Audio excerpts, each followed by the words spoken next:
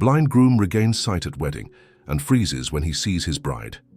Anxiety consumed Ryan Taylor as guests began arriving for the ceremony.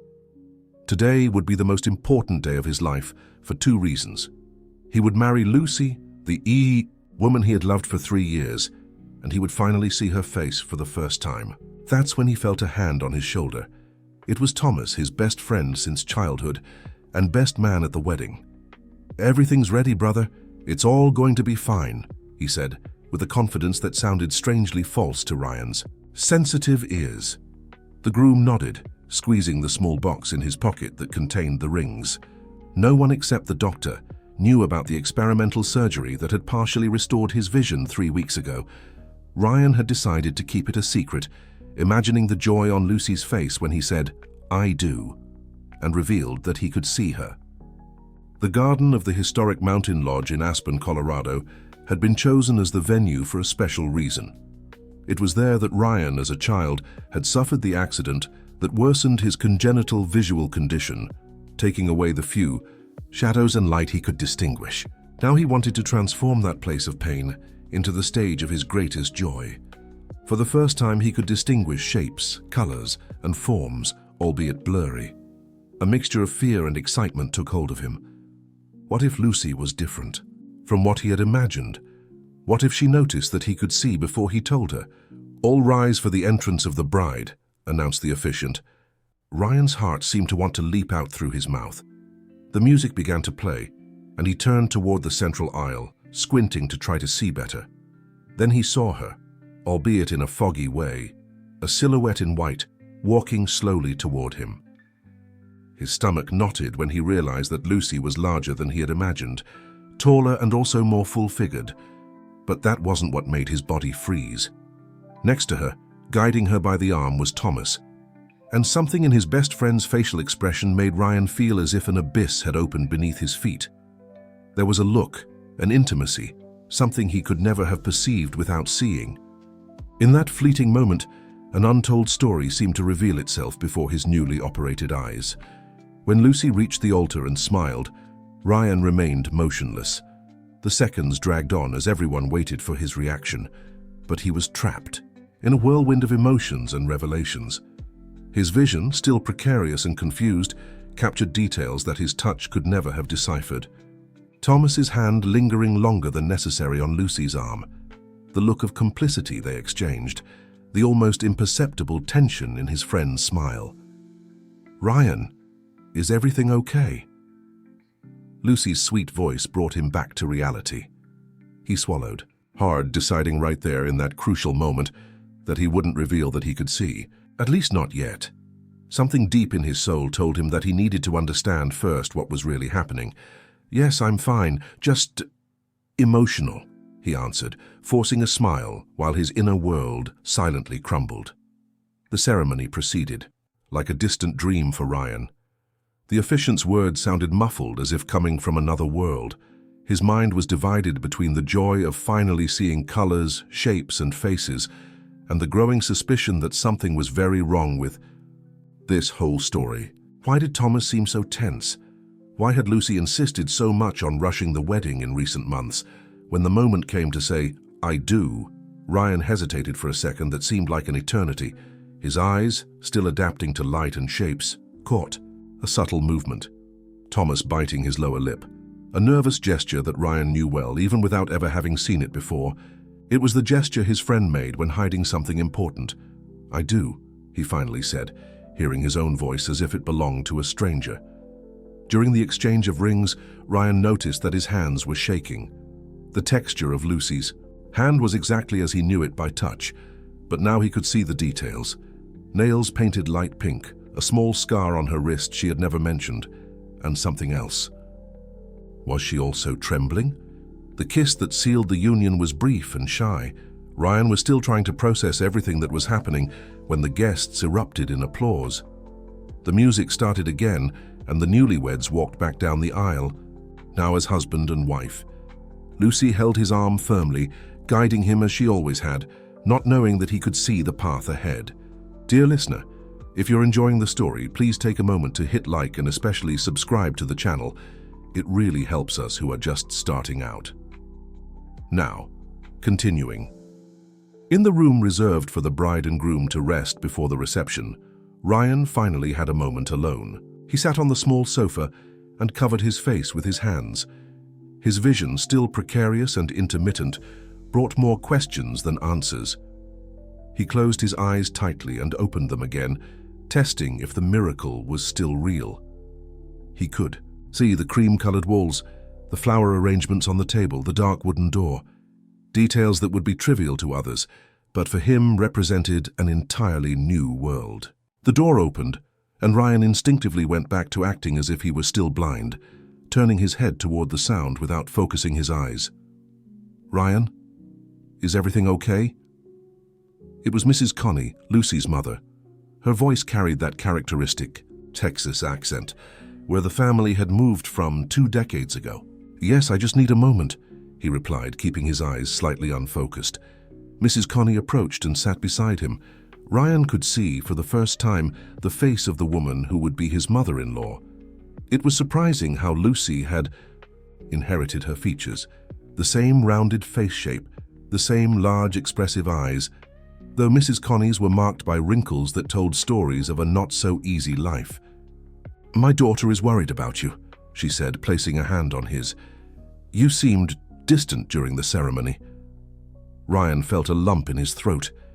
He had always imagined that when he regained his sight, the first face he would want to see would be Lucy's. But now all that joy was stained by doubts and suspicions he couldn't push away. "I'm fine, just emotional," he lied again, feeling the weight of the charade beginning to grow. Mrs. Connie studied him for a moment, and then, to Ryan's shock, said, "You can see, can't you?" The question hit him like a bucket of cold water. Ryan froze, unable to articulate an immediate response. How had she noticed? "Your eyes," she continued, gently pointing. "They're following my movements, and you looked directly at the flowers when I came in." Ryan felt tears welling up. It was strange to cry and, for the first time, see his own tears blurring his newly acquired vision. "Please don't tell Lucy," he pleaded, his voice breaking. "I wanted to surprise her, to reveal it during the reception, but something changed," Mrs. Connie completed, with a wisdom that seemed to come from decades of silent observation. "What did you see, Ryan?" The question hung in the air, laden with meanings and possibilities.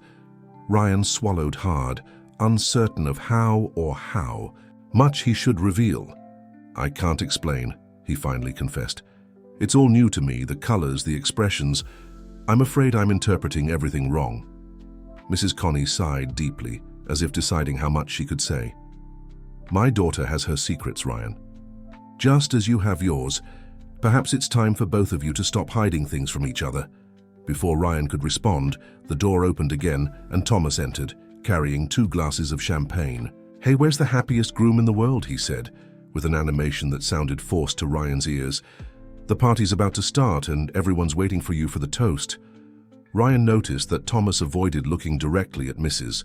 Connie, who in turn stood up quickly, as if his presence bothered her. "I'll see if Lucy needs help," she said, heading to the door. Before leaving, however, she turned to Ryan and added, "Remember what I said, my son. Half-truths only bring half happiness." When they were alone, Thomas handed a glass to Ryan and sat beside him on the sofa. The silence between them, which would normally be comfortable after so many years of friendship, now seemed laden with tension. "So, how does it feel, married man?" asked Thomas, taking a sip of his drink. Ryan took a moment before answering. He discreetly studied his friend's face, the dark hair carefully combed to the side, the well-defined jawline, the greenish-brown eyes that now avoided his. Thomas had always been described by others as the handsome one in the group, but this was the first time Ryan could confirm it for himself. "I'm processing everything," he finally replied. Thomas gave a short, nervous laugh. "I can imagine. It's a big step." "It is," agreed Ryan, twirling the glass between his fingers. "A big step, full of surprises." Thomas's gaze faltered for a moment. What kind of surprises? Ryan was about to confront him when the door opened once more. It was Lucy, still in her wedding dress. "Mrs. Connie," she said, "I but now with her hair down, falling in waves over her shoulders. The sight of her made Ryan's heart race again, but for different reasons than before. "The guests are waiting," she said, with a shy smile. Her eyes went from Ryan to Thomas, as if trying to decipher what was happening between the two. Ryan stood up, leaving the almost untouched champagne glass on the coffee table. "We're coming," he said, extending his hand toward Lucy, in a gesture he had repeated thousands of times when he really needed guidance. She took his hand and squeezed it affectionately. Ryan felt a pang of guilt. He was pretending to still need her help, when in fact he could see, albeit in a limited way. But he wasn't the only one keeping secrets there, was he? As they walked to the main hall where the wedding reception would take place, Ryan felt the weight of the rings on his finger, the symbol of a commitment based on trust and truth. How had they reached this point where everyone seemed to be hiding something?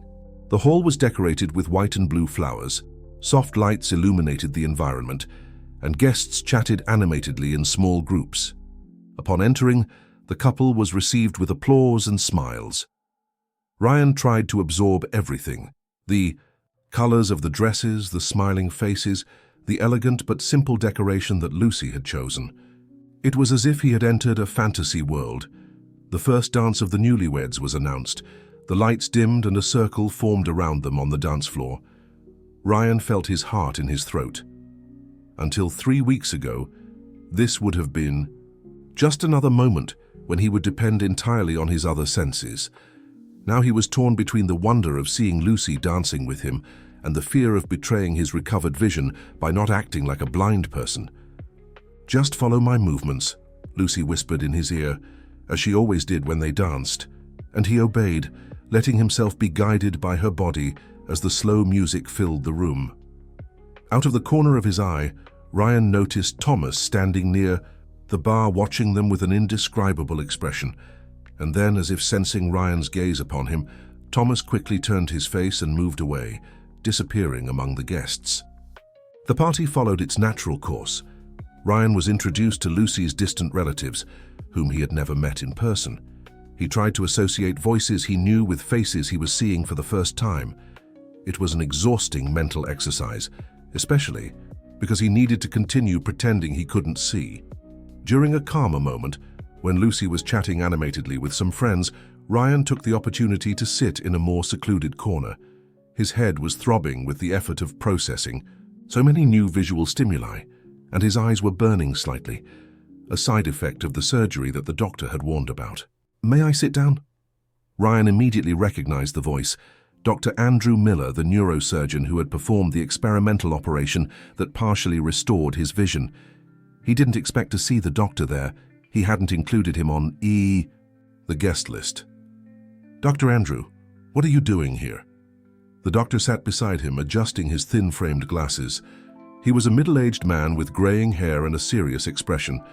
"I was invited at the last minute by your friend Thomas. He said he wanted to have someone nearby in case you had any complications."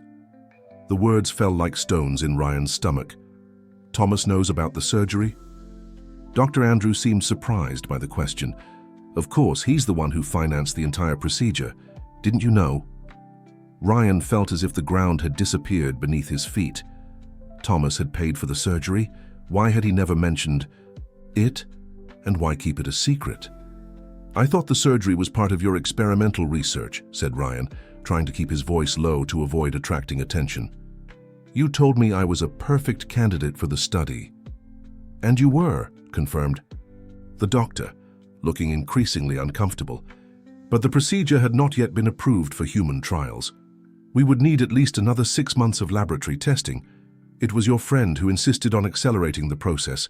He was quite persuasive." Ryan felt a chill down his spine.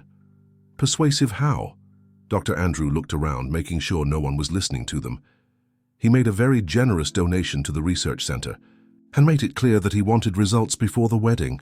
I thought you knew about this." At that moment, several pieces began to fit together in Ryan's mind.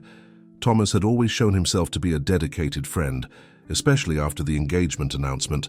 It was he who suggested Aspen as the wedding location. He who insisted on being the best man, he who organized all the details of the bachelor party where, conveniently, he introduced Ryan to Dr. Andrew as an old family friend interested in your case. "Are you telling me that Thomas planned all this?" asked Ryan, feeling anger beginning to replace confusion. "Not exactly," replied the doctor, clearly regretting having started this conversation. "He just accelerated the process. The surgery would have happened anyway, just later. And well, there's something else you should know." But before Dr. Andrew could continue, they were interrupted by the arrival of Mrs. Connie, who seemed agitated. "Ryan, dear, Lucy is looking for you. It's time to cut the cake." Ryan nodded mechanically, still stunned by the revelations. He stood up, but before following Mrs. Connie, he turned to the doctor. "We'll finish this conversation later, doctor." As he walked among the decorated tables, following his mother-in-law, Ryan tried to reorganize his thoughts. Why would Thomas have so much interest in accelerating his surgery? What benefit would he have in this? Unless... A terrible thought began to form in his mind, but it was interrupted when they reached the cake table, where Lucy was waiting for him with a nervous smile. "I thought you had abandoned me," she joked, but there was a note of genuine concern in her voice. "Never," replied Ryan, forcing a smile. He looked at her more carefully now, taking advantage of the moment to really see the details of her face under the stronger light near the cake table. Lucy was exactly as he had imagined in some aspects. The wavy brown hair, the small upturned nose that he had kissed so many times, the full lips that had smiled against his countless times. But there were also surprises. Small freckles on her, cheeks that he never knew existed, a slight unevenness in her smile that gave her face a unique charm, eyes of a deeper green than any description could capture. And yes, Lucy was a woman of generous proportions, much more so than Ryan's hands had been able to map in their embraces. Her wedding dress, designed to enhance her curves, revealed an exuberant beauty that some might call outside the standard. But for Ryan was simply dazzling in its authenticity. In that moment, looking at his wife, Ryan felt a wave of love and protection that almost made him forget his suspicions. Almost. "Let's cut the cake," he said, picking up the decorative knife. That was on the table. Lucy placed her hand on his, and together they made the symbolic cut while the guests applauded and took photos. The noise of the flashes and the sounds of joy around created a surreal atmosphere for Ryan, who was still adapting to associating visual stimuli with auditory ones. It was at that exact moment, with their hands joined over the knife cutting, the wedding cake, that Ryan noticed something in Lucy's behavior, an almost imperceptible tension in her shoulders, a slight tremor in her hands, a gaze that occasionally drifted to some point beyond the guest tables. Following the direction of that look, Ryan saw Thomas talking to Dr. Andrew in a more secluded corner. The conversation seemed tense. After serving the cake and toasting with champagne, the party entered its most animated phase. The band began to play more upbeat songs, and the dance floor soon filled up. Ryan found a moment to step away a bit, with the excuse that he needed to use the bathroom. In the hallway leading to the restrooms, Ryan heard raised voices coming from a small side room. He immediately recognized them, Thomas and Dr. Andrew. "Wasn't the agreement," the doctor was saying with evident irritation. "You assured me. He wouldn't reveal anything until after the wedding." "And he hasn't," replied Thomas in a defensive tone. "But something's wrong. He's acting different, seems suspicious." "Of course he's suspicious," cut in the doctor. "The man saw for the first time in 28 years. It's natural that he's processing everything, trying to understand the visual world. He never knew. You shouldn't have pushed to advance the surgery." "I had my reasons," Thomas's voice lowered, but Ryan could still hear it. "Ah, yes, your reasons." The doctor's sarcasm was palpable. "I hope it's worth destroying a decades-long friendship because of your reasons." There was a tense silence before Thomas responded. "You don't understand. You never would." "What I understand," said Dr. Andrew with a grave voice, "is that I used an experimental procedure on a patient before the recommended time because I was practically blackmailed into it. If something goes wrong with his vision in the coming days, the blame will be yours. And believe me, he will find out sooner or later who is behind all this." Ryan felt his blood freeze. Could his vision have complications?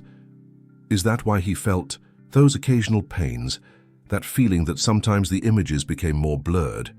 He was about to enter the room and confront the two when he heard footsteps approaching down the hall. Quickly, he went back to pretending that he was feeling the walls as he would if he were still blind. It was a skill he had perfected throughout the day. "Ryan, is everything okay?" Lucy's voice sounded concerned. "Yes, just looking for the bathroom," he replied, turning toward her, but purposely keeping his gaze vague. Lucy approached and gently touched his arm. "You've been acting strange since the ceremony. Is there something you want to tell me?" The question was so direct, so loaded with possibilities, that Ryan almost confessed everything right there. But the conversation he had, just overheard, kept him cautious. "Nothing important," he lied, "just the emotion of the day." Lucy sighed, and there was a weight in that sigh that made Ryan think that maybe he wasn't the only one hiding something important. "We have guests waiting," she finally said. "Shall we go back to the party?" As they returned to the main hall, Ryan felt the weight of all the secrets that seemed to hover over this marriage. His recovered vision, Thomas's secret involvement, Lucy's inexplicable tension, the medical complications that could arise at any moment. It was as if they had built a house on quicksand. The party continued into the night. Ryan danced, talked, smiled, and acted as if nothing was wrong, but inside, his mind was buzzing with unanswered questions. At times, he seriously considered simply revealing everything, announcing that he could see, confronting Thomas, demanding explanations from everyone. But something stopped him, perhaps the fear that the entire fragile structure would collapse at once. It was during a slower song, when many guests had already left, that Ryan felt a sharp pain in his eyes, followed by a momentary blurring in his vision. The alarm went off in his mind. Was this what Dr. Andrew had mentioned? Was his newly acquired vision already beginning to fail?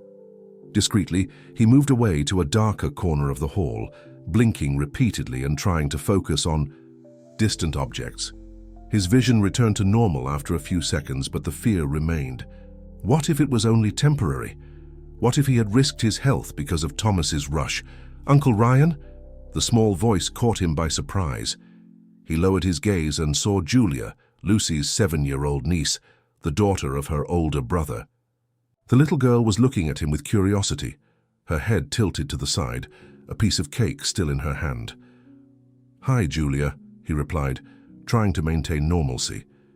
He had only known the girl by touch and voice, and now he could see her big, brown eyes and the pink flower girl dress. "Why are you looking at me like that?" she asked, with the brutal honesty that only children possess. Ryan froze. He had looked directly at her, momentarily forgetting his charade. "Like what?" He tried to buy time. "Like you can see me," she answered simply, taking a bite of her cake. "Mummy said you can't see anything." Ryan felt cornered by the child's logic. How to explain something so complex to a 7-year-old? "It's a secret, Julia," he finally said, bending down to her height. "A very big secret that no one can know about yet. Do you promise to keep this secret for me?" The girl's eyes widened with the importance of the mission. "I promise, I'm great with secrets. I didn't tell anyone about the baby either." Ryan furrowed his brow, confused.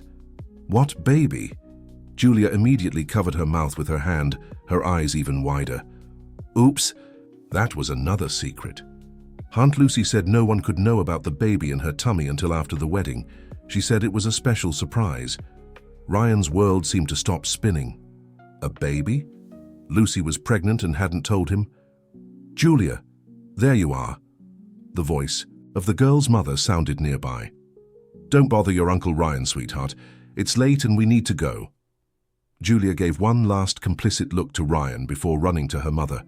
"Bye, Uncle Ryan. Remember, it's a secret." Ryan remained paralyzed, in place, trying to process this new revelation. Lucy pregnant, a child on the way. Was that why she had insisted so much on moving up the wedding in recent months? Why she had been so emotional, so anxious? His mind was so absorbed in this new information that he almost didn't notice Thomas's approach, who seemed equally disturbed. "Ryan, we need to talk," he said with urgency in his voice. Ryan looked at his friend, or was it ex-friend now, and felt a mixture of anger and sadness. "Yes, we do. There's a lot you haven't told me, isn't there?" Thomas seemed surprised by the accusatory tone. "What are you talking about?" "About the surgery, Thomas. I know you paid for it. I know you pressured the doctor to rush the procedure. What I don't know is why." The color seemed to drain from Thomas's face. "Who told you that?" "Does it matter? It's true, isn't it?" Dear listener, if you're enjoying the story, please take a moment to hit like and especially subscribe to the channel. It really helps us who are just starting out. Now continuing. Thomas ran a hand through his hair, visibly nervous. "Yes, it's true, but it's not what you're thinking." "Then explain it to me," challenged Ryan, keeping his voice low to not attract attention from the few guests who still remained at the party. "I just wanted to help you," Thomas began, but the explanation sounded weak even to himself. "When I learned about the possibility of the surgery, I realized it could be a perfect wedding gift. I imagined how it would be for you to see Lucy at the altar." "Don't lie to me," Ryan cut him off, his patience running out. "I overheard you and the doctor talking. You had reasons to rush all this. What reasons were those, Thomas? What are you hiding?" The confrontation was interrupted by Lucy's arrival, who seemed to have noticed the tension between the two. "Is everything okay here?" she asked, looking from one to the other with concern. "Perfect," Thomas quickly replied, forcing a smile. "I was just telling Ryan that I'm heading out. We'll talk more tomorrow, when things are calmer." Before Ryan could protest, Thomas hurriedly walked away, disappearing among the last guests who were saying goodbye. Lucy observed Thomas's retreat with an indecipherable expression. When she looked back at Ryan, there was something different in her eyes, a mixture of determination and fear. "We need to talk," she said, taking his hand. "But not here. Let's go to the room." The room reserved for the newlyweds was on the second floor of the historic mountain lodge, a spacious suite with a balcony overlooking the gardens. As they climbed the stairs, Ryan felt the weight of all the day's revelations beginning to crush him. His newly recovered vision, Thomas's manipulations, and now, Lucy's secret. When they finally closed the door behind them, a heavy silence fell between them. Ryan could see, even with his limited vision, Lucy's nervousness as she paced back and forth, as if gathering courage to say something. "Lucy," he began, deciding it was time to end the secrets. "I'm pregnant," she said, at the same time, the words coming out as if they had a life of their own. Ryan was silent for a moment, feigning surprise, although he already knew thanks to little Julia. "A baby," he finally said, his voice breaking with genuine emotion despite everything. "Why didn't you tell me before?" Lucy sat on the edge of the bed, her hands intertwined on her lap. "I was going to tell you. Several times I almost did, but I was afraid." "Afraid of what?" asked Ryan, keeping his distance, still uncertain about how much to reveal of his own situation. "Of everything," she admitted with a tired sigh. "Of how you would react, of how this would change our plans, of the pressure from my family to make the wedding official when they found out." She paused, as if carefully choosing her next words. "And I was also afraid that you might not want to, because of my condition." Ryan frowned, confused. "What condition?" Lucy looked up, surprised. "My gestational diabetes. The doctors said, it's a complicated case that I need special care. I thought Thomas had told you, since you two talk about everything." The mention of Thomas's name made something click in Ryan's mind. "No, Thomas didn't tell me anything about that." A reflective silence settled in the room. Ryan was trying to connect all the pieces of this increasingly complex puzzle. Why would Thomas hide from him the pregnancy and Lucy's medical condition? And why would he invest so much to ensure that Ryan regained his sight right now? "How long have you known about the pregnancy?" asked Ryan, slowly approaching and sitting beside her on the bed. 3 months, replied Lucy, her voice low. "I found out right after our engagement." "And when did you tell Thomas?" The question seemed to catch Lucy by surprise. "How do you know I told him?" Ryan hesitated. He was entering dangerous territory. "Just a guess. You two have always been close." Lucy looked away, a gesture that Ryan could now see and interpret. I told him 2 months ago. I needed to confide in someone, and my family.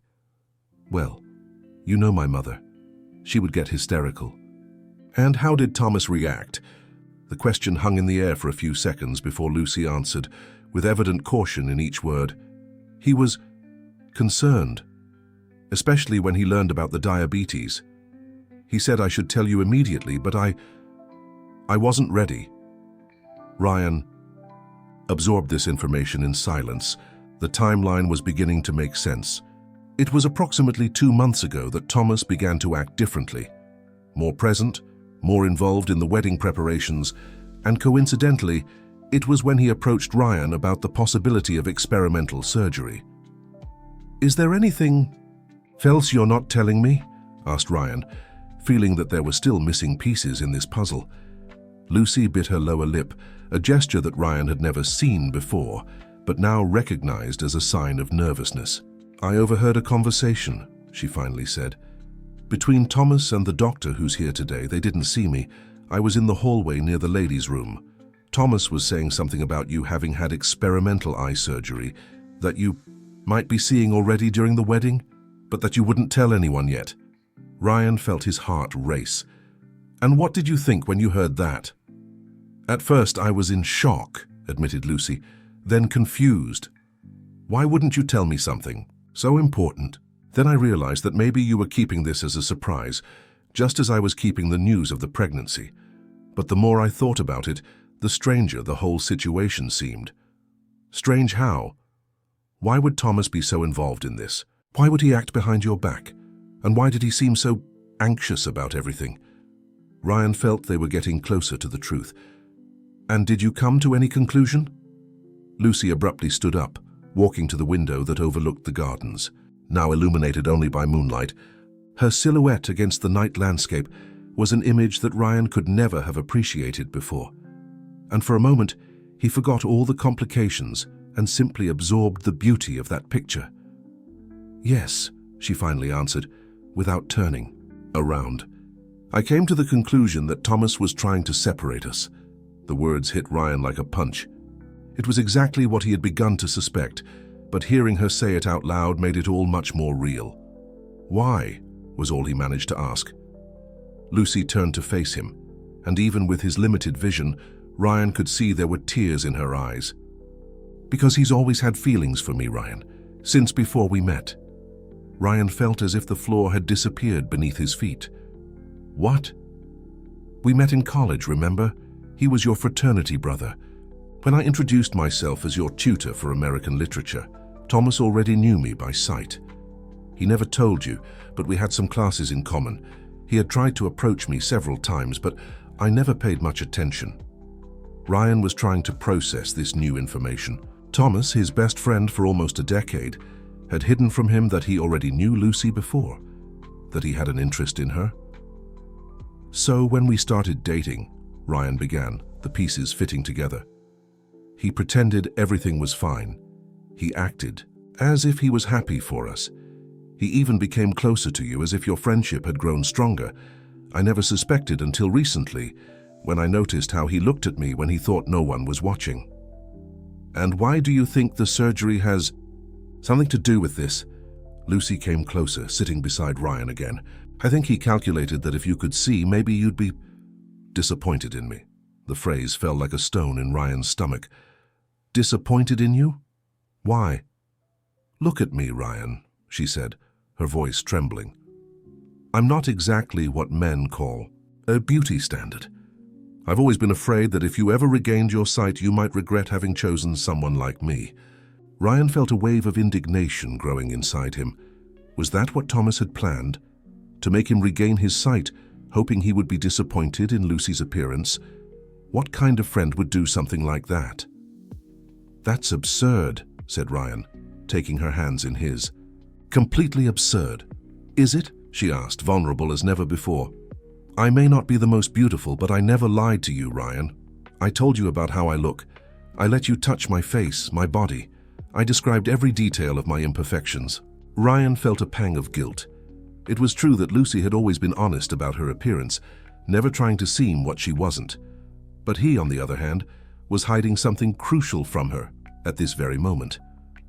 "Lucy," he finally said, making a decision, "there's something I need to tell you." He took a deep breath, gathering courage. It was time to end the lies. "I can see," he said simply. Her eyes widened, but there wasn't real shock there, just confirmation of a suspicion. "How long?" she asked, her voice controlled. 3 weeks. The surgery was experimental, as you overheard. I didn't tell anyone because I wanted to make it a surprise. I wanted the moment when I saw you for the first time to be special. And was it? The question was loaded with meanings and fears. Ryan smiled, a genuine smile despite all the complications of the night. "It was amazing. You are exactly as I imagined.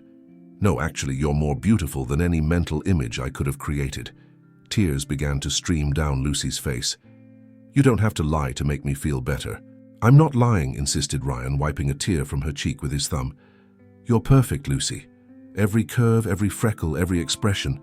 Seeing your smile for the first time was like seeing the sun rise after a lifetime of darkness," Lucy sobbed, a mixture of relief and emotion.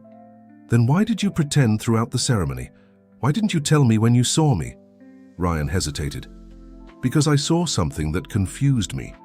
The way Thomas looked at you, the way you interacted, there was something strange, something that my touch and hearing could never have captured. And then I began to suspect, to put the pieces together, and came to the conclusion that Thomas planned all this to separate us," completed Lucy. "That's what it seems like," agreed Ryan. "But there's one detail that doesn't make sense in this theory." "Which one?" "If he wanted me to be disappointed with your appearance, why didn't he tell me about the pregnancy? That would have been one more reason for me to be shaken, wouldn't it?" Lucy pondered this for a moment. "Maybe he wanted you to find out on your own, or maybe what? Maybe he had another plan related to the baby. Something I still can't understand." A thoughtful silence fell between them as they tried to unravel Thomas's true intentions. Outside, the last guests were leaving, and the staff was beginning to clean the hall. Soon they would be completely alone in the old lodge, except for the few staff members who would remain overnight. "What do we do now?" Lucy finally asked. Ryan looked at the ring on his finger, shining under the soft light of the bedside lamp. "First, we need to be honest with each other. No more secrets between us." Lucy nodded, squeezing his hand. "I agree. And what about Thomas?" "We'll confront him. Tomorrow. Together. I want to hear from his own mouth what he really intended with all this." As they planned how they would deal with Thomas, Ryan again felt that sharp pain in his eyes, followed by a momentary blurring in his vision. This time, however, it lasted longer, and he couldn't avoid an expression of pain. "What is it?" asked Lucy, immediately concerned. "Nothing." Ryan tried to hide it, but the pain was evident on his face. "Your eyes are hurting, aren't they? Is it some complication from the surgery?" Ryan hesitated, but he had promised no more secrets. "Dr. Andrew mentioned there could be complications because they rushed the procedure. I've been having these moments when my vision gets blurry, accompanied by pain." Lucy's face hardened with determination. "We're going to talk to him right now." "Now, but it's late and everyone's leaving." "He's still here," assured Lucy. "I saw him talking to my mother less than half an hour ago, and this can't wait, Ryan. If your vision is at risk—" She didn't need to finish the sentence. Ryan agreed with a nod. Together they left the room and went downstairs in search of the doctor. They found Dr. Andrew on the front porch, smoking a cigarette and looking thoughtfully at the starry sky. He seemed lost in conflicting thoughts. "Doctor," called Ryan. The doctor turned, visibly surprised to see the couple. He quickly put out the cigarette. "Ryan, Lucy, congratulations again on the wedding." "Spare us the falsehoods," cut in Lucy, her voice harder than Ryan had ever heard it. "We know about the surgery, about Thomas's involvement, about everything." Dr. Andrew visibly seemed to shrink. I'm sorry, I truly am. I should never have agreed to this." "Agreed to what, exactly?" pressed Ryan. "What was the complete plan? And why is my vision failing?" The doctor ran a hand over his tired face. "The vision failure was a possibility I warned Thomas about. The procedure is still experimental, and by accelerating the timeline, we increase the risks of temporary complications." Temporary? Repeated Ryan, feeling a thread of hope. So I won't go blind again? Probably not, answered the doctor, carefully choosing his words. But intensive follow-up treatment will be necessary in the coming weeks. Special eye drops, more intravitreal injections, perhaps even a small complementary surgical intervention. And what about Thomas's plan? Insisted Lucy. What did he really want?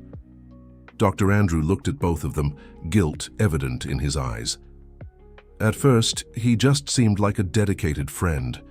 He said he wanted to give Ryan the gift of being able to see his bride at the altar. But as the preparations progressed, I realized there was something more. What? Pressed Ryan.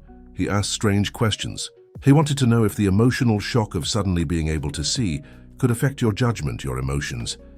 If you might feel a kind of disappointment when seeing certain things for the first time. Lucy squeezed Ryan's hand hard. It was exactly as they had suspected. But the most disturbing thing, continued the doctor, was when he began to ask about legal issues.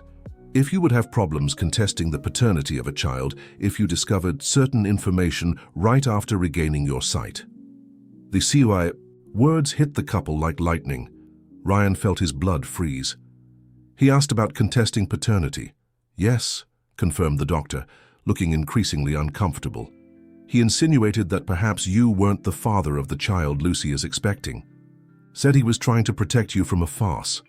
Lucy abruptly let go of Ryan's hand, taking 2 steps back.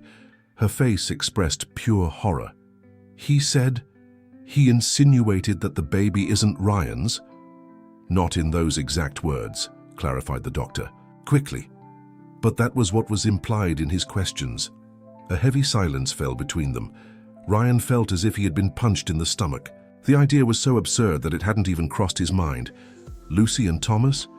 Could it be possible that they... This is completely absurd, exploded Lucy, her voice breaking with indignation. There was never anything between me and Thomas. Never. Ryan looked at her, studying every nuance of her expression with his newly healed eyes. There was no falsehood there, only anger and deep hurt. I believe you, he finally said. But why would Thomas make such a serious insinuation? What would he gain from it? Time, answered Dr. Andrew. From what I understood, he wanted you to regain your sight in time to be able to see the truth before the marriage was made official. He said something about it being much more difficult to annul a marriage than to cancel an engagement. The pieces finally fit together in Ryan's mind.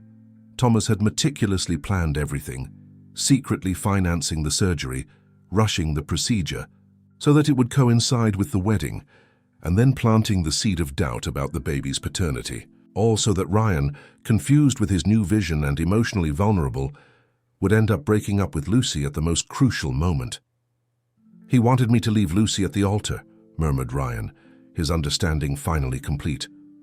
Or to annul the marriage immediately afterward, when I discovered that the child wasn't mine. But that doesn't make sense, argued Lucy, still processing the extent of the betrayal. How would he prove something like that? It's completely false. I wouldn't need to prove it, said Ryan bitterly. Just plant the doubt.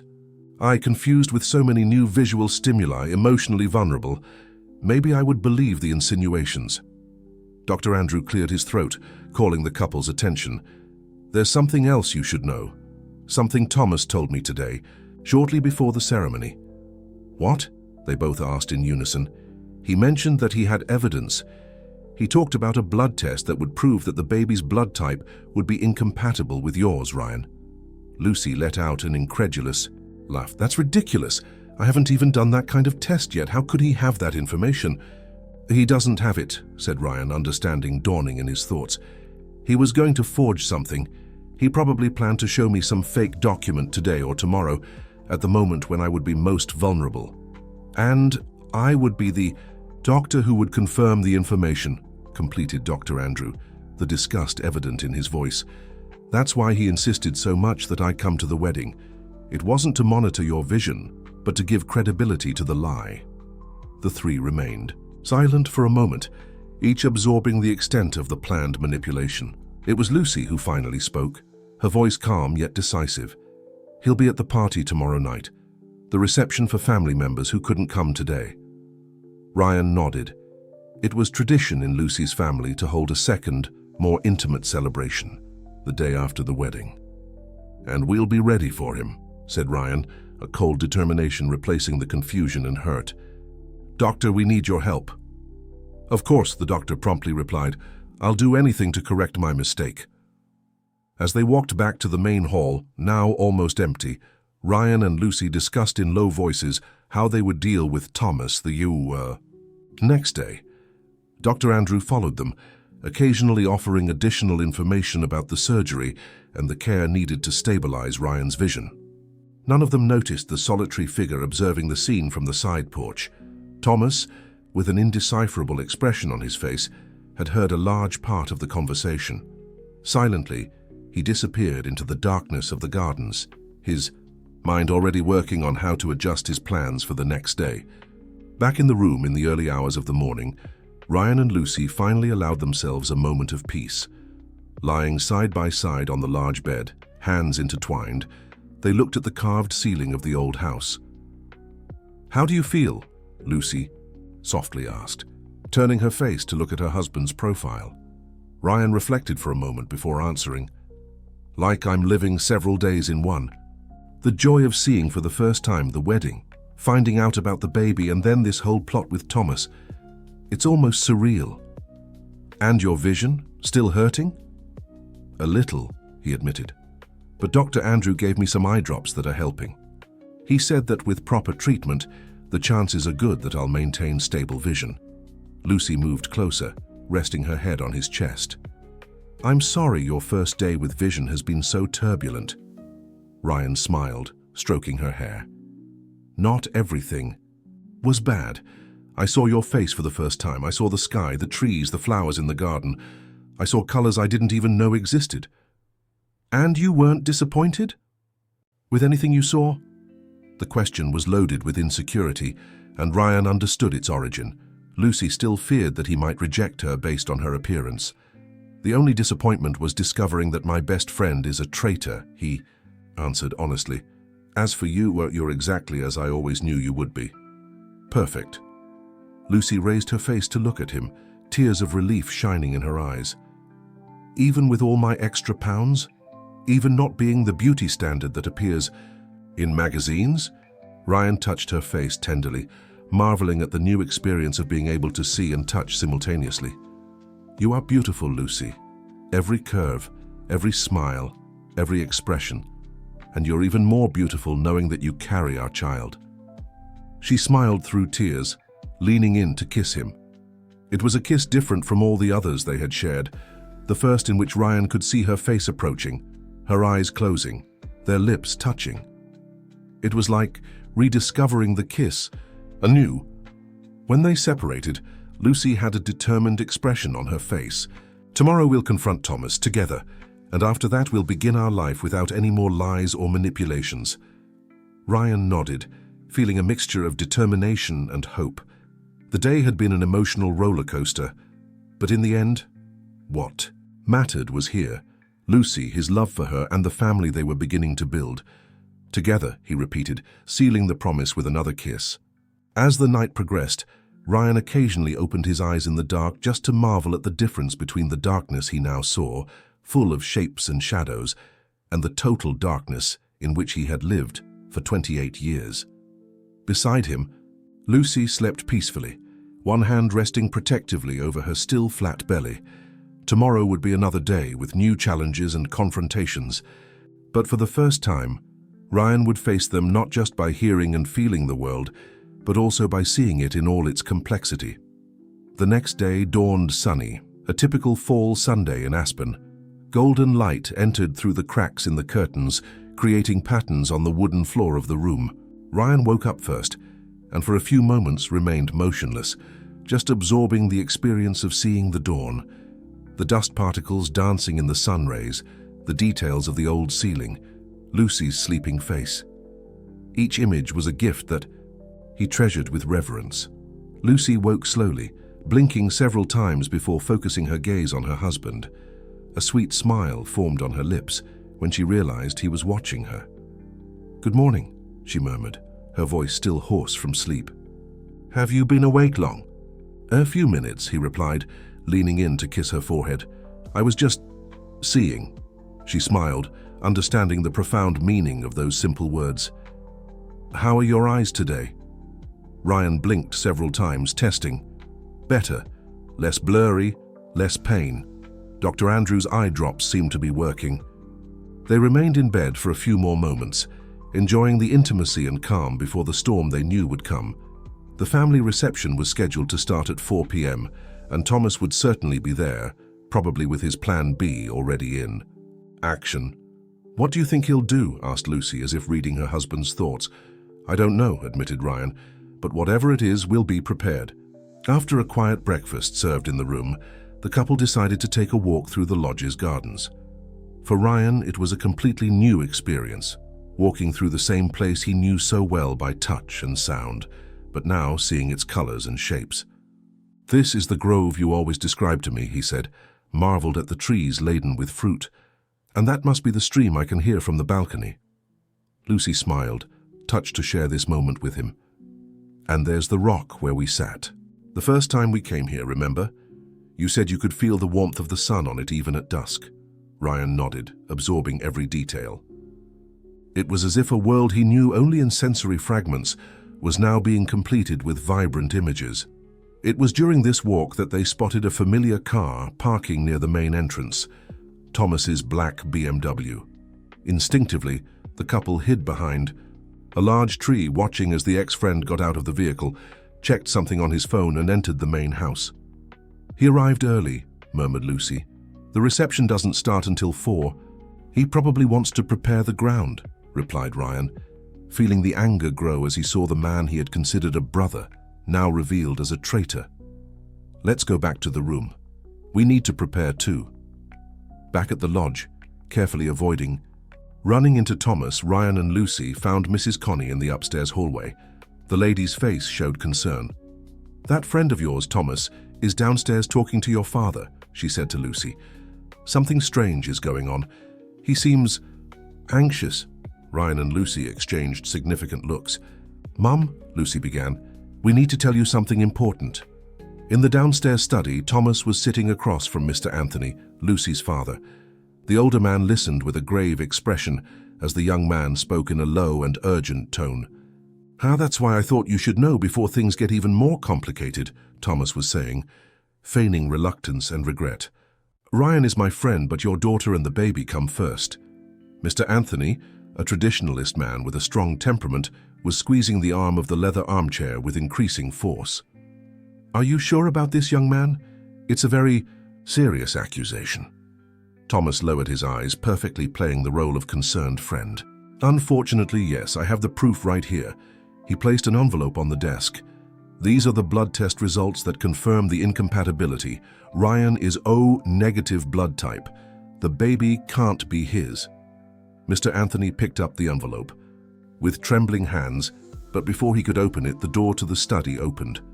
Ryan and Lucy entered, followed by Mrs. Connie and, to Thomas's surprise, Dr. Andrew. "Dad, don't open that envelope," Lucy said firmly. "It's a fraud." Thomas stood up abruptly, his face pale as he saw the group gathered. His eyes jumped from one to another, stopping for a longer moment on Ryan. Something in his friend's gaze made him take a step back. "Ryan," he said, his voice trembling, "what's going on here?" "I think you know very well," replied Ryan, his voice strangely calm. "The game is over, Thomas. Dear listener, if you're enjoying the story, please take a moment to hit like and especially subscribe to the channel. It really helps us who are just starting out. Now continuing." Thomas looked around like a cornered animal seeking an escape route. "I don't know what you're talking about." "We know everything," intervened Lucy, taking a step forward. "About how you financed Ryan's surgery, how you pressured Dr. Andrew to rush the procedure, how you planned to make Ryan believe that our child wasn't his." The blood seemed to drain completely from Thomas's face. He looked at the doctor, who met his gaze firmly. "You told them?" he accused. "It was the right thing to do," replied Dr. Andrew simply. Mr. Anthony stood up, his face red with indignation. "Can someone explain to me what the hell is going on here?" "Dad," Lucy began, keeping her calm. "Thomas has been trying to separate me and Ryan. He financed an experimental surgery that allowed Ryan to regain his sight, hoping that when he saw me for the first time, Ryan would be disappointed in me. And when that didn't work," continued Ryan, taking a step forward, "he planned to plant doubt about the baby's paternity. That envelope contains forged results from a test that Lucy hasn't even taken yet." Thomas seemed increasingly cornered. His gaze jumped from one face to another, seeking a way out, a breach, an ally. "This is absurd," he tried, his voice losing confidence. "Ryan, we've been friends for years. Why would I do something like this?" "Because you've always wanted Lucy for yourself," replied Ryan, the pain of betrayal evident in every word. "Since before we met, apparently. And when you realized she was pregnant, you saw the perfect opportunity to try to separate us once and for all." A heavy silence fell over the study. All eyes now converged on Thomas, who seemed to shrink with each second. It was Mr. Anthony, who finally broke the silence. "Is this true, young man?" Thomas swallowed hard, looking at the floor. When he finally raised his eyes, there was a mixture of defiance and desperation in his gaze. "You don't deserve her," he said directly to Ryan, ignoring Mr. Anthony's question. "You never did. I knew her first. I tried to approach her for months before you showed up with your sad story of blindness and won her sympathy." The cruelty of the words hit everyone like a punch. Ryan felt Lucy squeeze his hand tightly, as if reaffirming their union in the face of the attack. "And then you got her pregnant," continued Thomas, his voice growing in bitterness. "You who couldn't even see how beautiful she is, who never truly appreciated her beauty. It was pure luck, a genetic accident that you barely understand." "Thomas, enough," interrupted Mrs. Connie, her voice maternal but firm. "You're humiliating yourself." But he seemed unable to stop now that the dam had broken. "Yes, I paid for the surgery.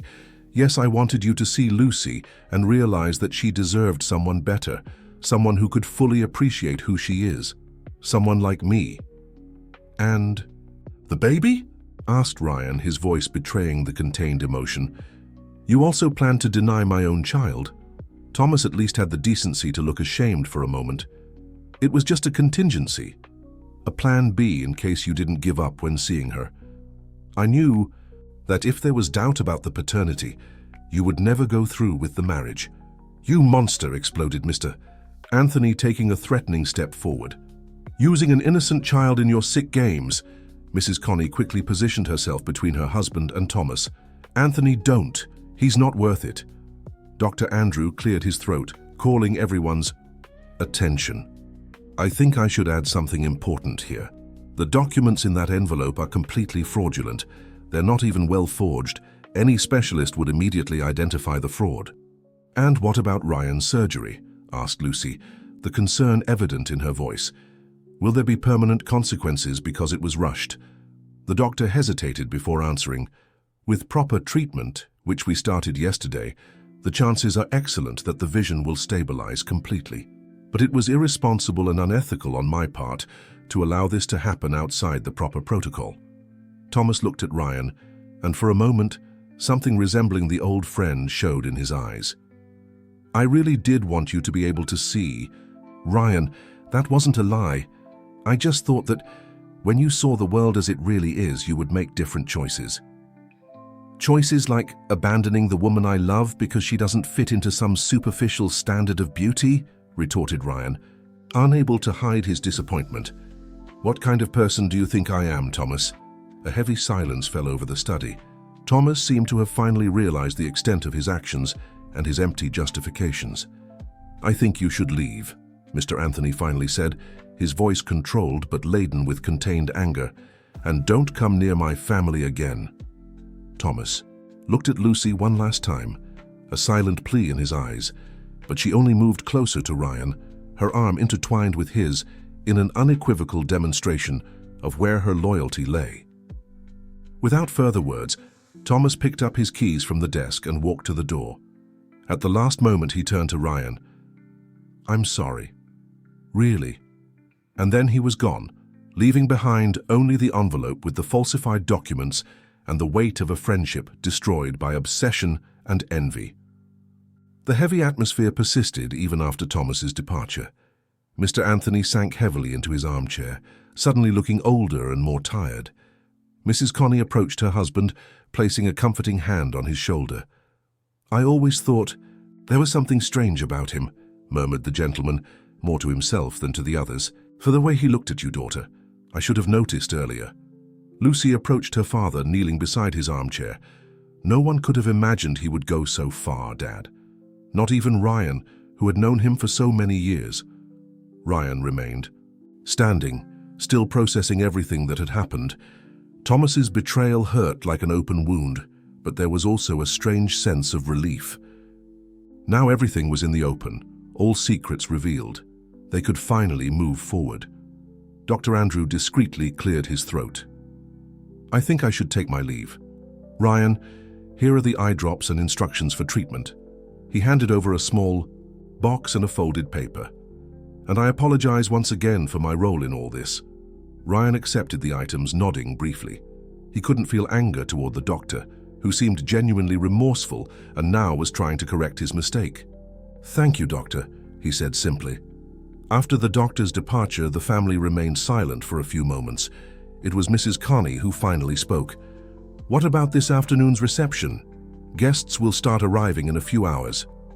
Lucy looked at Ryan, a silent question in her eyes. He smiled slightly, squeezing her hand. "The party goes on," he decided. "We won't let Thomas ruin this moment any further." "Are you sure?" asked Lucy. "After all this?" "Absolutely," affirmed Ryan. "We have a lot to celebrate. Our marriage, He hesitated briefly, looking at his in-laws, realizing they hadn't officially shared the news yet. Mr. Anthony raised an eyebrow. "You're what, young man?" Lucy and Ryan exchanged a complicit look, and she smiled, turning to her parents. "Mum, Dad, we're expecting a baby."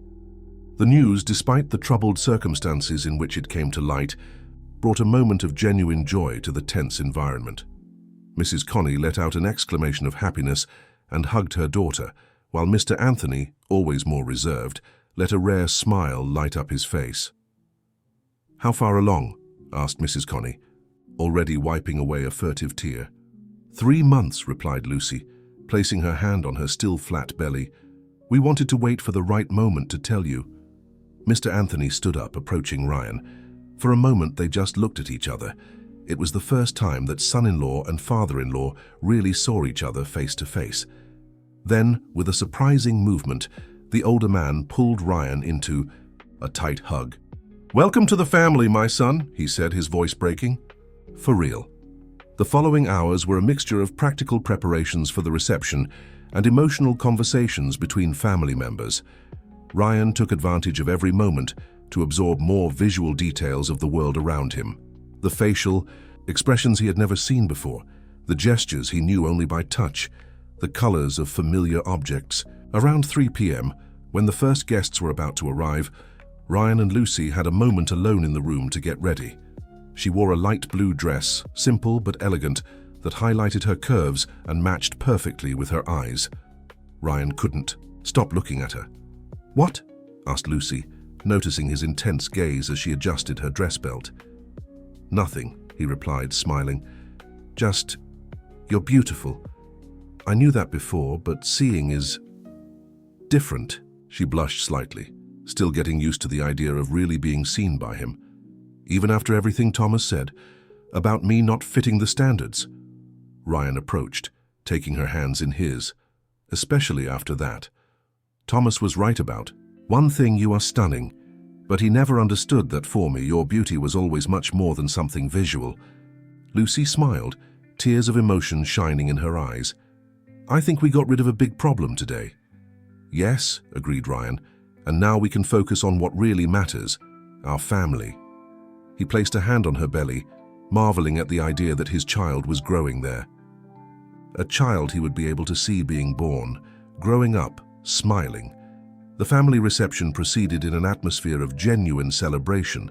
For the guests, it was just another wedding celebration. For Ryan, Lucy, and her parents, it was a fresh start after the morning storm.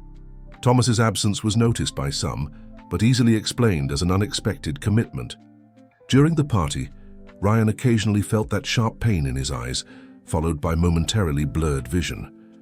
But following Dr. Andrews' instructions, he applied the special eye drops and rested for a few minutes, always returning with slightly clearer vision. It was during one of these rest moments, sitting on a stone bench in the garden, away from the hustle of the party, that Ryan was surprised by the approach of Julia, Lucy's niece, who had inadvertently revealed the pregnancy the day before. "Uncle, Ryan," she exclaimed, running toward him with the typical energy of a 7-year-old. "Can you still see me?" Ryan smiled, charmed by her innocence. "Yes, Julia, I can still see you." The little girl sat beside him on the bench, swinging her little legs that didn't reach the ground. "That's good. I kept your secret really well, you know. I didn't tell anyone that you could see." "Thank you," he replied, touched by the seriousness with which she took her promise. "But now it's not a secret anymore, everyone knows. And about the baby too?" she asked with curious eyes. "Yes, about the baby too." Julia smiled, satisfied. "That's good. Secrets are hard to keep. They make your tummy hurt." Ryan laughed, admiring the child's simple wisdom. "You're right, Julia. Secrets can hurt us inside." They sat in silence for a moment, watching the guests talking and dancing in the illuminated hall, visible through the open French doors. "Uncle Ryan," called Julia again. "Yes? What's it like, seeing things for the first time?" The question, in its childish simplicity, touched Ryan deeply. How to explain to a child the experience of gaining a completely new sense at 28 years old? "It's like getting the most amazing gift in the world, Julia. Imagine if you had never tasted chocolate in your life and suddenly could eat all types of chocolate at once." The girl's eyes widened at the comparison. "Wow, that must be really cool." "It is," agreed Ryan, smiling. "But you know what I discovered? That even before I could see, I already knew the most important things." "Like what?" "Well, I already knew what your Aunt Lucy's love was like, even without seeing her face. I already knew what friendship, family, happiness were.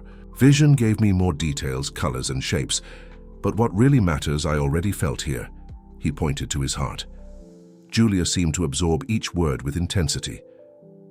"Then, it's like in the book Mommy read to me. The Little Prince, he says that the essential is invisible to the eyes." Ryan smiled, impressed. "Exactly that, Julia. The essential is invisible to the eyes." "Uncle Ryan, Julia, we're cutting the cake," Lucy's voice called from the hall. Ryan stood up, extending his hand to the niece. "Shall we?" The little girl jumped off the bench and took his hand, starting to pull him toward the party. "Let's go, and afterward, you need to tell me what your favorite color is now that you can see all of them." As they walked back to the hall, Ryan reflected on the innocent question. His favorite color. Something so simple that he had never considered before. The blue of Lucy's dress, the deep green of her eyes, the vibrant red of the garden flowers, the golden orange of the sunset he had witnessed for the first time that afternoon. The world of colors was an entire universe to be explored, and he had barely begun his journey. But as he entered the hall and saw Lucy smiling at him, a certainty formed in his heart. Regardless of the colors he would discover and love, the most beautiful of them would always be the smile of the woman he loved.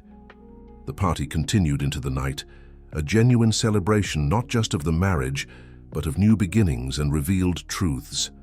When the last guests left, it was already past midnight. Ryan and Lucy, exhausted but happy, sat on the main porch, watching the starry sky. "First time seeing stars?" asked Lucy, resting her head on his shoulder. "Yes," replied Ryan, amazed at the bright points against the black velvet of the sky. "It's more beautiful than any description could capture." They sat in silence for a moment, absorbing the peace of the night. The last 2 days had been an emotional roller coaster, but now finally they felt they could breathe. "What happened with Thomas won't ruin what we've built, will it?" asked Lucy, a note of insecurity in her voice. Ryan put his arm around her, shoulders bringing her closer. "No, it will hurt for a while, of course. The betrayal of someone so close always hurts, but we have something he never understood." "What?" "Trust. Truth. That's what he tried to destroy, but ended up strengthening. We no longer have secrets from each other. Lucy smiled, intertwining her fingers with his. Actually, I might still have one small secret. Ryan looked at her, curious. What is it? The baby. She guided his hand to her belly. I think it's a girl. I'm not sure yet, it's just a feeling, but I wanted our first child to be a girl. Ryan felt a wave of emotion, thinking about a small version of Lucy growing inside her. Girl or boy, it will be perfect, he said, leaning in to kiss her softly. When they separated, Lucy had a serious expression. Ryan, your eyes. You felt pain several times during the party. Are you sure everything is okay? He hesitated before answering. Dr. Andrews said the complications should decrease with treatment, but there is a possibility, small, that some effects might be permanent. What kind of effects? She asked, concerned. Nothing dramatic. Maybe I'll never have perfect vision. Maybe there will always be some blurring, some difficulty with very bright lights or very dark environments. Maybe I'll need to wear special glasses. But you won't go blind again, she stated, seeking confirmation. No, that's extremely unlikely. According to the doctor, in the worst-case scenario, I'll have limited vision, but still vision. Lucy squeezed his hand. No matter what happens, we'll face it together, as we always have. Ryan smiled, feeling deep gratitude. Even with all the complications, betrayals, and challenges, he couldn't help but feel blessed. He had partially regained his sight, was married to the woman he loved, was expecting a child. Life, despite its imperfections, was good.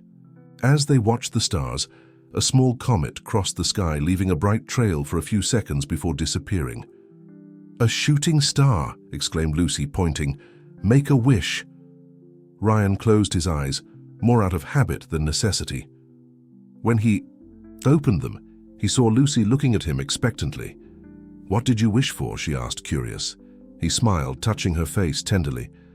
Nothing. I already have everything I could wish for. As the night progressed, Ryan absorbed this moment as well. The starry sky, the face of his beloved illuminated by moonlight, the gentle breeze rustling the leaves of the trees. His vision wasn't perfect, occasionally blurred at the edges, sometimes with those stabs of pain, but it was more than he had ever dreamed of having. And as for Thomas, the friend who revealed himself as a traitor, Ryan knew that eventually he would need to process this loss, perhaps even find in himself the capacity to forgive. But that would be for another day. Tonight was for celebrating, not what they had lost, but what they had found. The truth about each other, the strength to face difficulties together, and a future full of possibilities they could now not only feel, but also see. 2 weeks after the turbulent wedding weekend, Ryan and Lucy were back to routine in their apartment in Santa Monica, California. Life was slowly finding new rhythms, with Ryan adapting to the wonders and challenges of his newly acquired vision, and Lucy entering the 4th month of pregnancy. That Saturday morning, as they had coffee on the small balcony overlooking the ocean, Ryan observed with fascination the waves breaking on the sand. The ocean was one of the sights that enchanted him most. The blue vastness, the constant movement, the different shades as the sunlight changed. Sometimes he caught himself simply looking at the horizon for minutes on end, lost in the novelty of that visual experience. "What are you thinking about?" asked Lucy, handing him a cup of coffee. Ryan shifted his gaze from the sea to his wife's face. In 2 weeks he had memorized every detail of those beloved features, the exact shape of her eyes, the perfect arch of her eyebrows, the way her lips curved when she smiled. "I was thinking about how strange it is," he replied. "I spent so much time imagining what it would be like to see, and now that I can, I sometimes find myself closing my eyes to feel the world as before." Lucy tilted her head, curious. "Do you miss it?" "Not exactly miss it," he explained thoughtfully. "It's more like a recognition that each way of perceiving the world has its own beauty. When I close my eyes, my other senses become more acute. Again, it's like visiting an old friend." She smiled, understanding. "I think that makes sense. You lived like that for 28 years. It's part of who you are." Ryan nodded, taking a sip of coffee. "The doctors said it's normal. My brain is still adapting, creating new connections to process all the visual information. "And how are your eyes today? Any pain?" "Almost none," he replied, satisfied. "The treatment is working. My vision still gets a bit blurry when I'm tired, but it's manageable." Lucy reached across the table, intertwining her fingers with his. "I'm proud of you, you know. The way you handled everything, the surgery, Thomas's betrayal, the complications. You were amazing." Ryan gently squeezed her hand. "We were amazing. Together." The moment was interrupted by Ryan's cell phone, ringing. He frowned as he looked at the screen, still getting used to identifying calls visually instead of by ringtone or voice command. "It's Dr. Andrew," he said, surprised. The doctor had maintained regular contact to monitor his recovery, but usually at scheduled times. "Good morning, doctor," Ryan answered. "Is there a problem?" As he listened, his expression changed from curiosity to concern, and then to something Lucy couldn't identify, a mixture of surprise and hesitation. "Yes, I understand," he finally said. "Thank you for letting me know. I'll think about what you told me." When he hung up, Lucy was looking at him anxiously. "What happened?" Ryan placed the cell phone on the table, seeming to process the information he had just received. "Thomas contacted Dr. Andrew. He wants to see us." "What?" The indignation was evident in Lucy's voice. "After everything he did? No way." "Apparently. He's remorseful," continued Ryan, his voice neutral as if he were still deciding what to feel. "He told the doctor he has something important to tell us, something that can't wait." Lucy crossed her arms, defensive. "Probably just another manipulation. You're not considering this, are you?" Ryan sighed, running a hand over his face. "I don't know. Part of me never wants to see his face again. But another part..." He hesitated. "Another part remembers that this person was my best friend for almost a decade. Maybe I need proper closure." "Closure?" repeated Lucy, incredulous. "He manipulated your health, tried to sabotage our marriage, insinuated that our baby wasn't yours.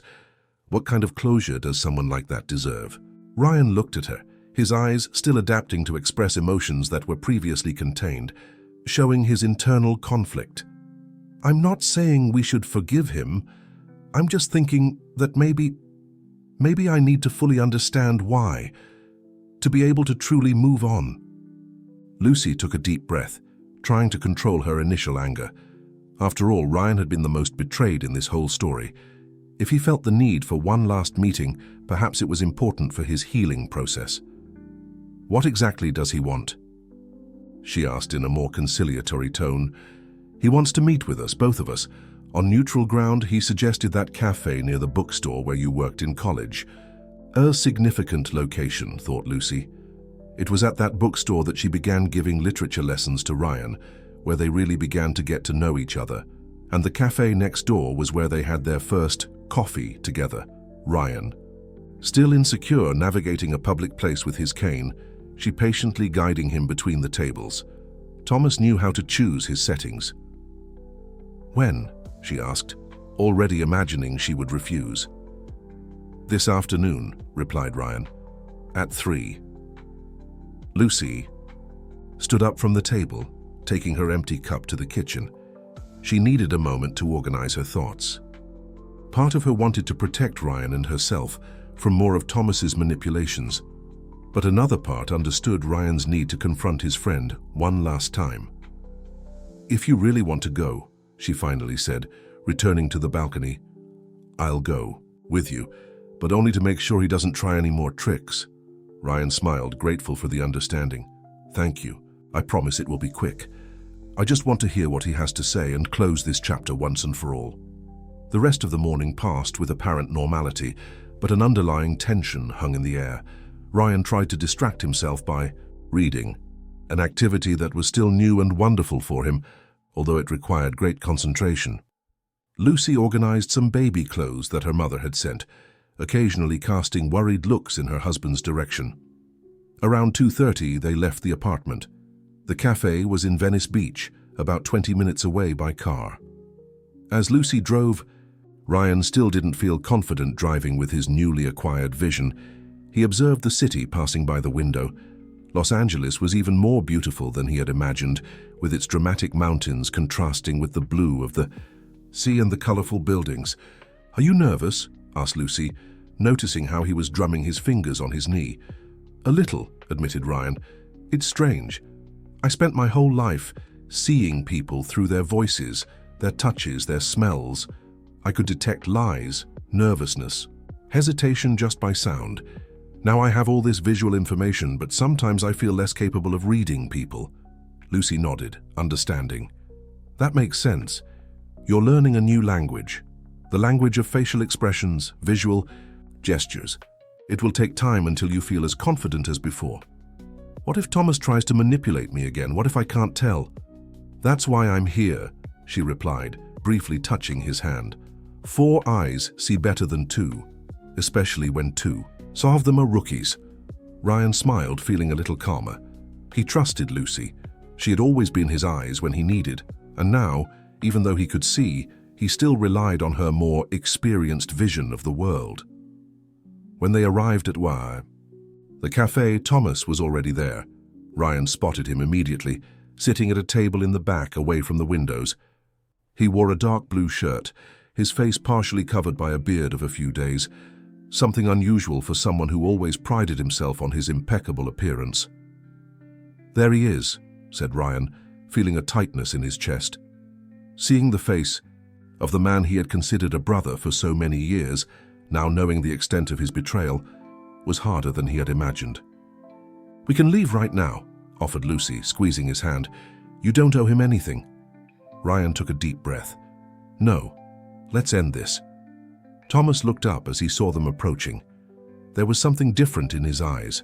Ryan, still learning to interpret facial expressions, couldn't exactly name what it was, but he felt a change. It wasn't the arrogant confidence he had shown at the wedding, nor the defensive anger when he was confronted. It was something closer to shame. "Thank you for coming," said Thomas, standing up when they reached the table. His tone was low, contained. Neither Ryan nor Lucy responded immediately. They sat in silence, creating an invisible barrier between them and the man who had tried to destroy everything they had. "I'll get straight to the point," Thomas began, perceiving that there would be no cordialities. "What I did was unforgivable. I'm not here to ask for forgiveness because I know I don't deserve it, but you deserve to know the whole truth." "I thought we already knew the truth," said Ryan, keeping his voice firm despite the emotional turmoil he felt. "You always had feelings for Lucy. You tried to separate us using my surgery. You planned to plant doubts about my child." Thomas nodded, his gaze low. "Yes, all of that is true, but there's more." A waitress approached, but Lucy made a discreet gesture indicating they didn't want anything. The girl understood the tension and quickly moved away. "What else could there be?" asked Lucy, the distrust evident in her voice. Thomas took a deep breath, like someone gathering courage for a dive into unknown waters. "Ryan, do you remember that party at the fraternity in our sophomore year when you met Claire?" Ryan frowned, surprised by the change of subject. "Vaguely, it was a long time ago." "Claire was your first girlfriend," continued Thomas. "You were together for almost 6 months." "Yes, and so what?" Irritation was beginning to show in Ryan's voice. "What does this have to do with anything?" "Claire broke up with you suddenly. You never really understood why." An uncomfortable silence settled at the table. Ryan was beginning to feel a growing unease, as if he were about to discover something he might prefer not to know. "I made her break up with you," Thomas finally said, the words coming out like heavy stones. "I told her you had commented about other relationships, that you were using her, that you laughed at her behind her back because of her southern accent." Ryan felt as if he had been punched in the stomach. "What? Why? Why would you do something like that?" "Because I was an insecure idiot," replied Thomas, his voice laden with self-recrimination. "Because you, even blind, could make deeper connections with people than I ever could with my perfect vision and appearance that I cultivated so much. Because I envied the way you navigated the world, building genuine relationships while I just collected empty conquests." Lucy observed the two in silence, realizing she was witnessing something older and more complex than she had imagined. It wasn't the only time, continued Thomas. Now that he had started, he seemed determined to confess everything. There were others. The scholarship you lost for that exchange program? I intercepted the confirmation email. The research group that didn't call you in the last year. I insinuated that you couldn't handle it because of your condition. Each revelation was like a new stab. Ryan listened in shock, mentally reviewing all those moments of disappointment, all the lost opportunities he had attributed to bad luck or his own limitations. "Why are you telling this now?" he finally asked, his voice trembling with contained anger. "Because you deserve to know who you were really dealing with all these years," replied Thomas. "Because what I did at your wedding wasn't an isolated lapse of judgment. It was the culmination of years of envy and manipulation." "Envy?" repeated Ryan, incredulous. "Of me? A blind man?" "Of you. A man who, despite all the difficulties, managed to be genuinely good, who inspired people, who never needed to manipulate or lie to be loved." Thomas paused, briefly looking at Lucy. "When you met her, I immediately knew it was different. The way you talked about her, how your face lit up just hearing her name." Lucy felt a lump in her throat. Even in the midst of all these painful revelations, there was something touching about knowing how Ryan saw her, even before he could really see her. "I tried to separate you from the beginning," continued Thomas. "Small things at first, messages I forgot to pass on, biased advice, comments to plant insecurities, but nothing worked. What you had was too special. That's why you became so obsessed with the idea that I should see Lucy," concluded Ryan, the pieces finally fitting together completely. "You thought I would reject her based only on appearance because that's how you function." Thomas didn't try to deny it. "Yes, I projected my own superficiality onto you. I thought if you could see, you would be like me, judging people by the packaging instead of the content." A heavy silence fell over the table. Ryan was trying to process everything he had heard, all the layers of betrayal that went far beyond what he had imagined. Lucy watched her husband with concern, wanting to protect him from the pain, but knowing this moment was necessary. "There's something else you should know," said Thomas after a few moments. He opened his briefcase and took out an envelope similar to the one he had shown Lucy's father the day after the wedding. "These are the true documents of the experimental surgery, the patent rights, the research funding, everything." Ryan took the envelope hesitantly, still confused. "What does this mean?" "It means that the surgery that restored your vision wasn't just some experimental procedure that I rushed," explained Thomas. "It was something I've been financing for years, through an anonymous foundation. Dr. Andrew doesn't know this. He thinks the money came from a group of investors interested in ophthalmological advances." Ryan and Lucy exchanged perplexed looks. This was a revelation they hadn't expected. "You financed research for a cure for blindness?" asked Lucy, trying to understand the scope of what she was hearing. "Not exactly for a cure for blindness. In general," clarified Thomas. "Specifically for Ryan's type of condition. I've been directing resources to this for almost 5 years." Ryan was stunned. "Why? If you envied me so much, why would you invest in this?" "Because despite all my sick envy, all the manipulations, a part of me really cared about you," replied Thomas, his voice breaking for the first time. "It's confusing. I know, contradictory. I wanted you to be able to see, but I also wanted it to destroy you somehow. It's sick. I know it is." Ryan opened the envelope and examined the documents. Even with his limited experience in reading, something he was still perfecting, he could recognize astronomical values, complex contracts, years of systematic investment. "What do you intend with this now?" asked Ryan, suspicious. "Do you want me to feel indebted? Do you want me to say everything is okay because, in the end, you also did something good?" "No," replied Thomas quickly. "I want you to know that the surgery will work. The resources we invested ensured that even with the initial complications, your vision can be fully stabilized. Dr. Andrew doesn't have all the details, but the specialists I hired confirmed, with the correct treatment, you won't lose your vision again." Lucy, who had remained silent, absorbing everything, finally spoke. "Why should we believe anything you say now?" "You shouldn't," replied Thomas simply. "That's why I brought this." He took a card from the briefcase and placed it on the table. It's the contact information for Dr. Melissa Carter, the project's chief researcher. She's aware of the situation and has agreed to speak with you, explain all the technical details, confirm everything I'm saying.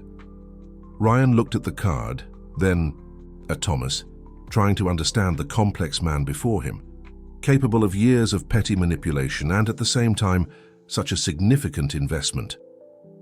"What do you gain from this?" he finally asked. "Why tell me everything now?" Thomas gave a sad smile. "I don't gain anything. I lost your friendship, lost any chance with Lucy. Not that I ever really had one. I lost self-respect. I'm telling you because..." He hesitated, searching for the right words. "Because it might be the first truly selfless action I've ever taken in my life." "And what will you do now?" asked Lucy, still suspicious. "I'll distance myself completely. I've already accepted a transfer at work. I'm moving to Portugal at the end of the month."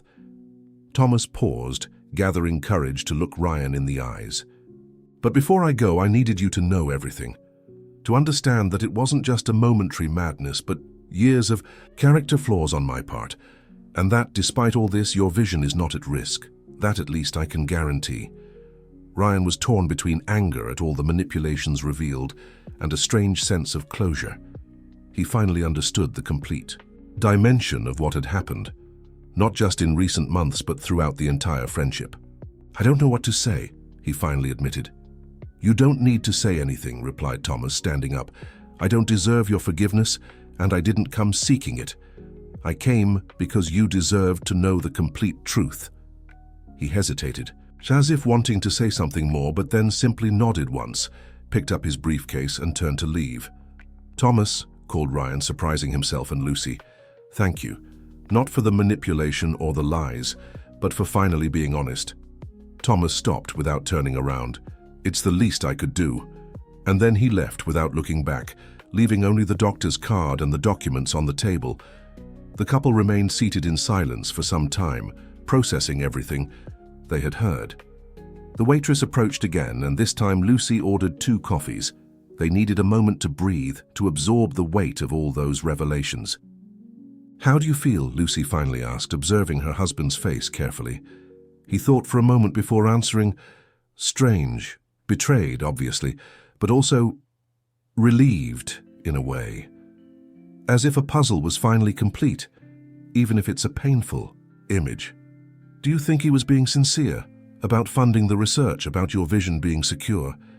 Ryan looked at the documents. "It seems legitimate, but we'll check with this Dr. Melissa just to be sure." The coffee arrived and they sipped in contemplative silence. Through the cafe window, Ryan observed people passing on the sidewalk, cars on the street, clouds in the sky, a visual world that was still new and amazing to him, even after 2 weeks. "You know what's strangest?" he finally said. "Part of me feels sorry for him." Lucy raised her eyebrows, surprised. "Sorry, after everything he did?" "Yes, he lived his whole life seeing only surfaces, even having perfect vision. While I, even without being able to see, could see what really mattered in people." Ryan paused, taking another sip of coffee. "There are different types of blindness, aren't there?" Lucy extended her hand across the table, touching Ryan's fingers with affection. "You were always the one who saw best among us all." Leaving the cafe, they walked slowly along the sidewalk, hand in hand, each lost in their own thoughts. The afternoon sun cast a golden glow over the Venice beach streets, and Ryan allowed himself a moment to simply appreciate the beauty of the day. "I want to stop by the bookstore," he said suddenly, pointing to the familiar establishment across the street, the same one where they had met years ago. The bookstore was practically empty at that time of the afternoon. The characteristic smell of books and coffee hit Ryan as soon as they entered, bringing a wave of memories. Here, seated at a table in the back, he had met Lucy when she volunteered as a tutor for American literature for students with disabilities. He remembered perfectly the sound of her voice reading Hemingway, the soft perfume she wore, the infinite patience with which she described every detail of the works they studied. "It seems smaller than I imagined," he commented, looking around curiously. Lucy smiled, squeezing his hand. "It always seems that way when we finally see places we know through other senses."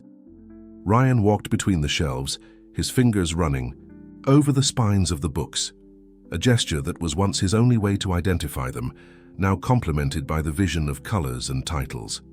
He stopped in front of the American literature section and removed a specific book. "The Old Man and the Sea," he read aloud, caressing the cover. "The first book you read to me." Lucy approached, touched by the memory. "You immediately fell in love with Hemingway's writing." "Actually," confessed Ryan, a shy smile on his lips, "I fell in love first with the voice reading it. The book came later." She laughed, resting her head on his shoulder. "Silly." Ryan opened the book, carefully, flipping through the pages with almost reverent care. "I always imagined what it would be like to read on my own, to see the words, the sentences, instead of hearing them or feeling them in Braille. And how is it? Different, less intimate in a way. When someone reads to you or when you feel the words with your fingers, it seems like they enter directly into your soul. Seeing them printed is at more distant, more cerebral, but it has its own magic." Lucy watched, moved, as Ryan absorbed this new experience. Amid all the painful revelations of the day, there were moments of pure beauty like this. Rediscoveries, small wonders, new ways to appreciate the world. "I'm going to buy this," he decided, closing the book. "I want to reread it alone with my own eyes, and later, who knows, read aloud to the baby." The idea of Ryan reading to their yet unborn child brought tears to Lucy's eyes. It was an image she had never imagined possible a few months ago. After buying the book, they left the bookstore and continued on their way. The meeting with Thomas, though difficult, had brought a sense of closure. The revelations about his negative influence over the years explained many moments of inexplicable disappointment in Ryan's life, and the confirmation about the stability of his vision, if true, was an immense relief. "What do you want to do now?" asked Lucy when they reached the car. Ryan thought for a moment. "I want to go to the beach, see the sunset over the ocean." 40 minutes later, they were sitting on the sand of Santa Monica Beach, not far from their apartment. The sun was beginning its descent toward the horizon, painting the sky with shades of orange, pink, and violet that Ryan could never have imagined in his years of darkness. "It's more beautiful than any description," he said, amazed by the spectacle. "All the times people described a sunset to me, no words do justice to this." Lucy smiled, resting her head on his shoulder. "Some things need to be seen to be understood, and others need to be felt," he completed, placing his hand on her still almost imperceptible belly. "Like love, like the family we're building."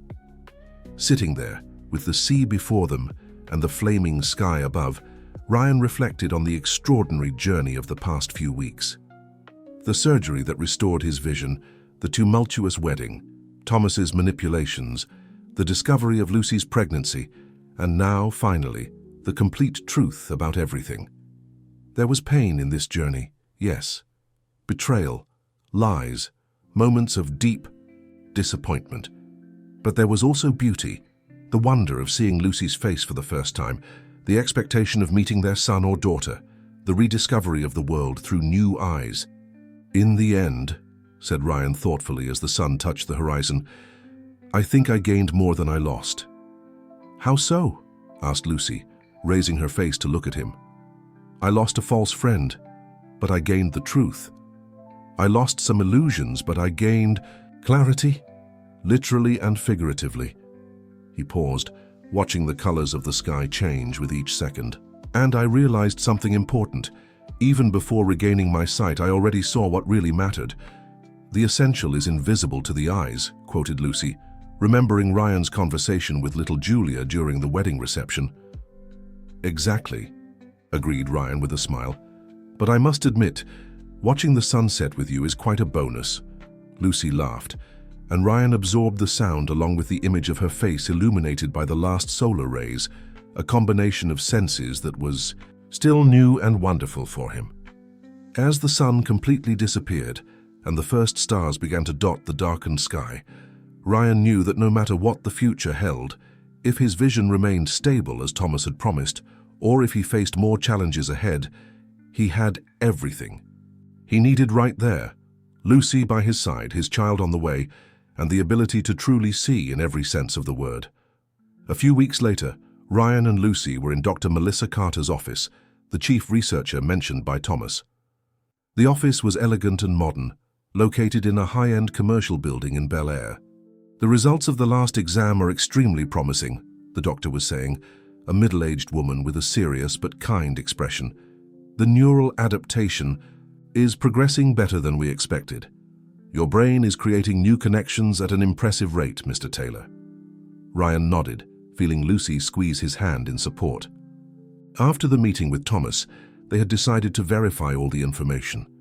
And Dr. Melissa had confirmed everything: the anonymous funding of the research for years, the specific interest in Ryan's condition, and the positive prognosis for maintaining his vision.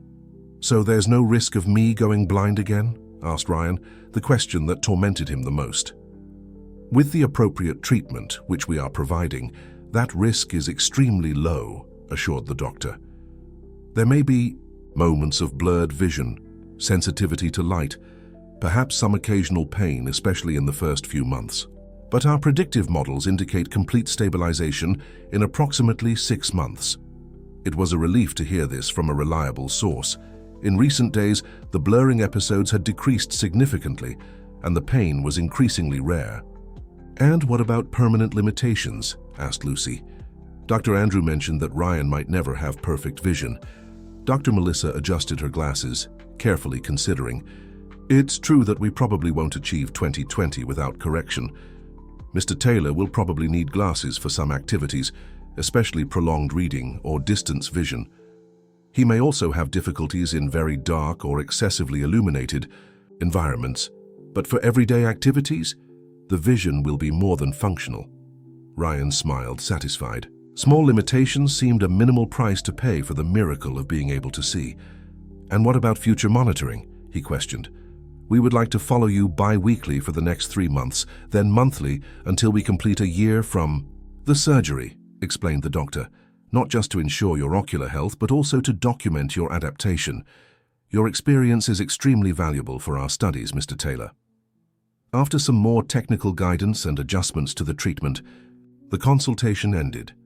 As they left the office, Ryan and Lucy felt as if a weight had been removed from their shoulders. The medical confirmation brought a security they desperately needed after weeks of uncertainty. "How do you feel?" asked Lucy as they walked through the parking lot. "Relieved," Ryan answered honestly. "And grateful, strangely. Even knowing about all of Thomas's manipulations, it's hard not to feel gratitude for the final result. If it weren't for him, no matter how twisted his motives were, I might never have regained my sight." Lucy thought for a moment. "It's complicated, isn't it? Hating the methods but appreciating the result." "Exactly. It's as if a poison had ended up producing an antidote, unintentionally." Getting into the car, Lucy hesitated before starting the engine. "We received an invitation for Paula and Edward's gender reveal party. It's next week." Ryan immediately understood the implicit concern. Paula was Thomas's cousin, and it was through her that he and Ryan had met in college. The couple probably didn't know everything that had happened. "Do you want to go?" he asked. "Only if you want to," replied Lucy, "but I think it would be good. Show that we're moving forward, that we're not letting the past define who we see and how we live." Ryan smiled at the choice of words. See. It was a word that had gained so many layers of meaning in his life recently. "Let's go," he decided, "and then we'll schedule our own reveal. After all, we'll soon know if it's a boy or a girl." The next month brought a succession of firsts for Ryan. The first movie in a theater, an almost overwhelming experience for someone used to only audio. The first time driving a car in an empty parking lot with great caution. The first rainbow after a summer rain, which left him speechless for several minutes. Each new visual experience was catalogued and celebrated. Lucy, always by his side, shared his joy as if she too were seeing everything for the first time. In many ways she was, now through Ryan's amazed eyes. And then came the big day, the morphological ultrasound that would reveal the baby's sex. Ryan was almost as nervous as he had been on his wedding day. Sitting in the clinic's waiting room, he held Lucy's hand tightly while observing other, pregnant couples around, another totally new experience. "Do you think it's a girl as you suspected?" he asked, trying to distract himself from the anxiety. Lucy smiled, caressing her now slightly more prominent belly. "I still think so. But honestly, I just want it to be healthy." "Taylor," called the receptionist. Ryan's heart raced. This was a moment he had never dreamed of, literally seeing his son or daughter, even if only in an ultrasound image, something that, a few months ago, would have been impossible. The examination room was cozy and dark. The doctor, Dr. Christine, greeted them with a warm smile.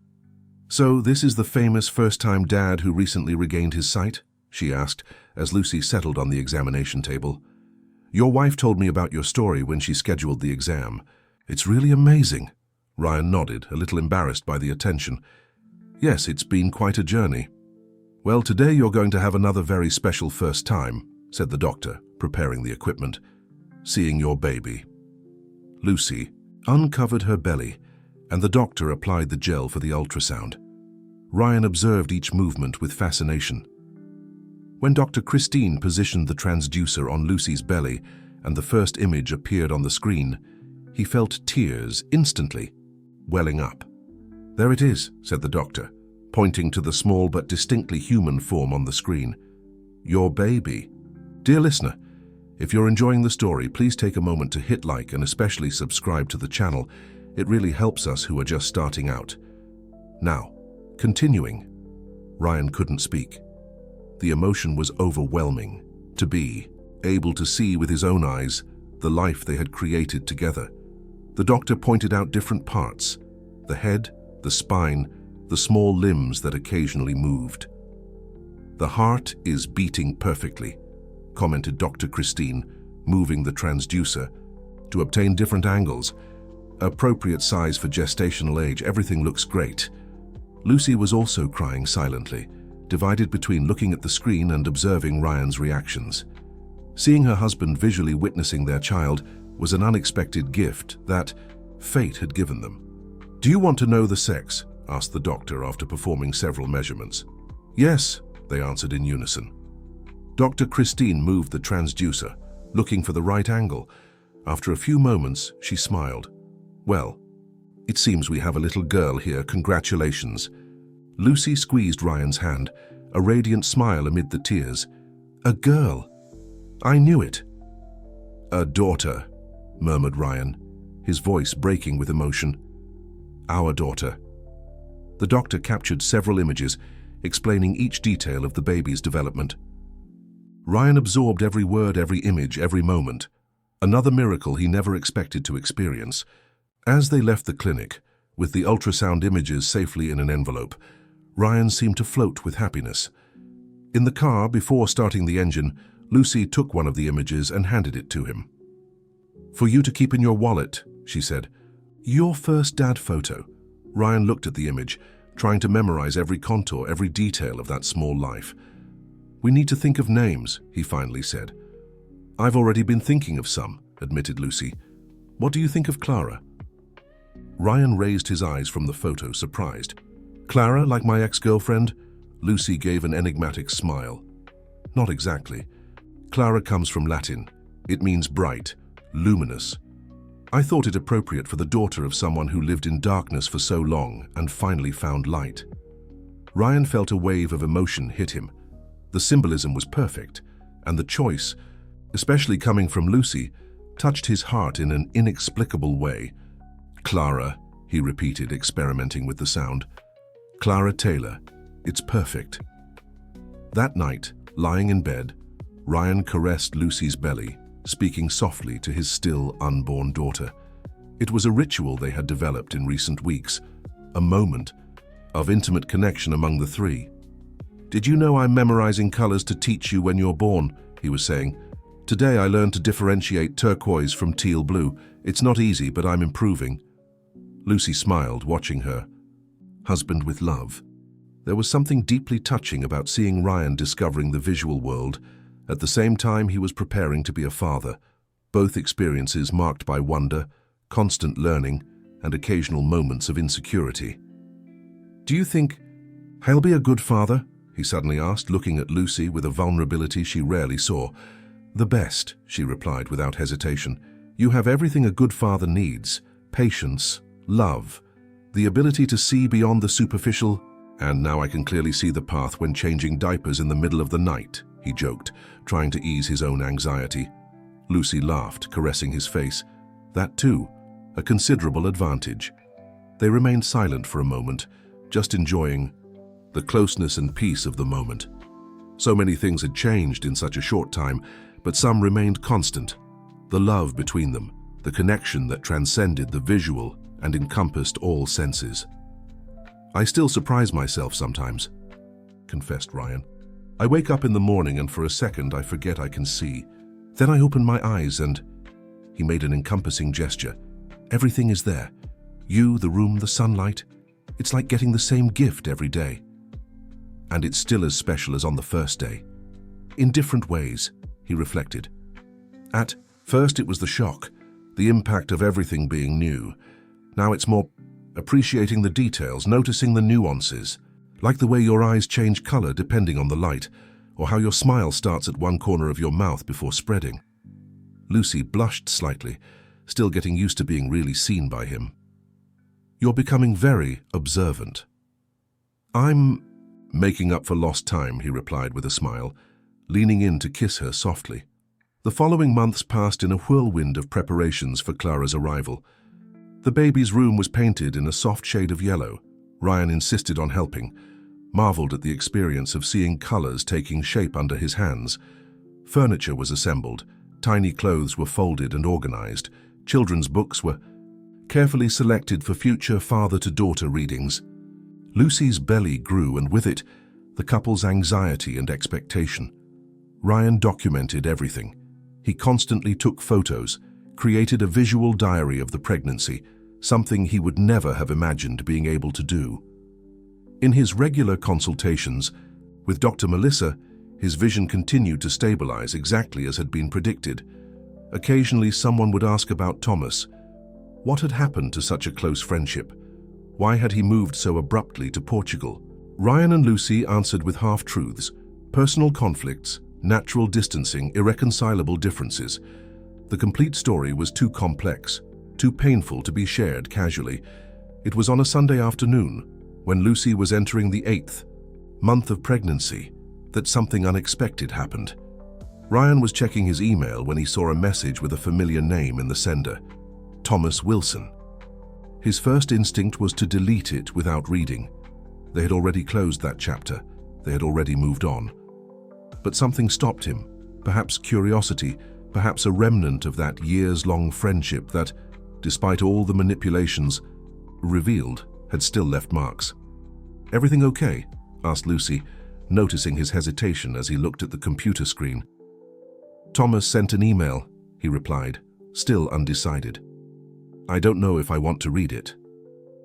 Lucy sat beside him on the sofa, her prominent belly making movements slower and more calculated. "What does the subject say?" "For Clara," read Ryan, frowning in confusion. They exchanged perplexed looks. How would Thomas know the name they had chosen for their daughter? They hadn't shared social circles since the breakup, and they had decided on the name after the incident. "I think we should read it," decided Lucy after a moment of reflection. "It might be important." Ryan nodded and opened the email. It was short, just a few lines. "Ryan and Lucy, I hope you are well and that the pregnancy is proceeding normally. I imagine it's a girl, from what I know of Lucy's family. Strong genetic tendency for female firstborns. Attached, I am sending documentation about a trust fund I have established in the child's name. It is managed by an independent institution and cannot be revoked by me or anyone else. The details are all in the documents. This is not an attempt to buy forgiveness or re-establish contact. It's just something I felt I needed to do. Thomas." Ryan clicked on the attachment, opening the legal documents. His eyes, increasingly skilled at reading, quickly scanned the terms, and he felt his blood freeze in his veins. "My God," he murmured. "What is it?" asked Lucy, concerned. "He created an educational fund for Clara, a fund of $2 million. Lucy's eyes widened as she took the laptop to see for herself. The documents were legitimate. a substantial trust fund legally established, which would become accessible to Clara when she turned 18, exclusively for educational purposes. "Why would he do this?" she asked, still stunned by the amount. Ryan shook his head, equally confused. "I don't know, maybe a final attempt at compensation? Or maybe—" He hesitated, an idea slowly forming. Maybe it's his way of ensuring that at least one good and permanent thing resulted from this whole story. They discussed at length what to do. Should they accept? Refuse? Ignore? In the end, they decided to simply file the information. The money was in a fund they couldn't access even if they wanted to, destined exclusively for their daughters. Education in the future. When Clara was older, they would tell her the complete story and let her decide. Ryan sent a brief response. "Thomas, we received your message and the documents. Clara will be born in a few weeks. When she's older, we'll tell her the whole story, the good parts and the bad, and let her make her own decisions. I hope you find peace. Ryan." It wasn't forgiveness, it wasn't reconciliation, but it was an acknowledgement that human stories are rarely black and white, that even in the most damaged relationships, there can be space for redemptive gestures, albeit late and insufficient. The final weeks of pregnancy were a mixture of anxiety and frantic preparation. The expected date of birth was approaching, and Ryan felt divided between excitement and terror, like any first-time father, but with the additional element that this would be his first visual experience with childbirth, with a newborn baby, with all the colors and shapes and expressions that accompanied this monumental moment. In the 39th week, during a routine consultation, the obstetrician decided it would be better to schedule a C-section for the following week. The baby's position wasn't ideal, and considering Lucy's gestational diabetes, even though controlled, the doctor preferred not to risk complications. "Monday at 8 a.m., confirmed Dr. Renata. "Be here at 6 for the preparations." During the weekend, Ryan could hardly sleep. He constantly reviewed the maternity bag, checked the crib, reread books about newborn care. Lucy, despite her own anxiety, found amusement in her husband's nervousness. "Anyone would think you're the one giving birth," she joked on Sunday night, as he arranged for the third time the little clothes they would take to the hospital. "I just want everything to be perfect," defended Ryan, meticulously folding a small yellow onesie. Lucy approached, hugging him from behind, her belly pressing against his back. "Everything will be fine," she assured. "Tomorrow, we'll meet our daughter." The morning of the C-section arrived with a clear, sunny sky.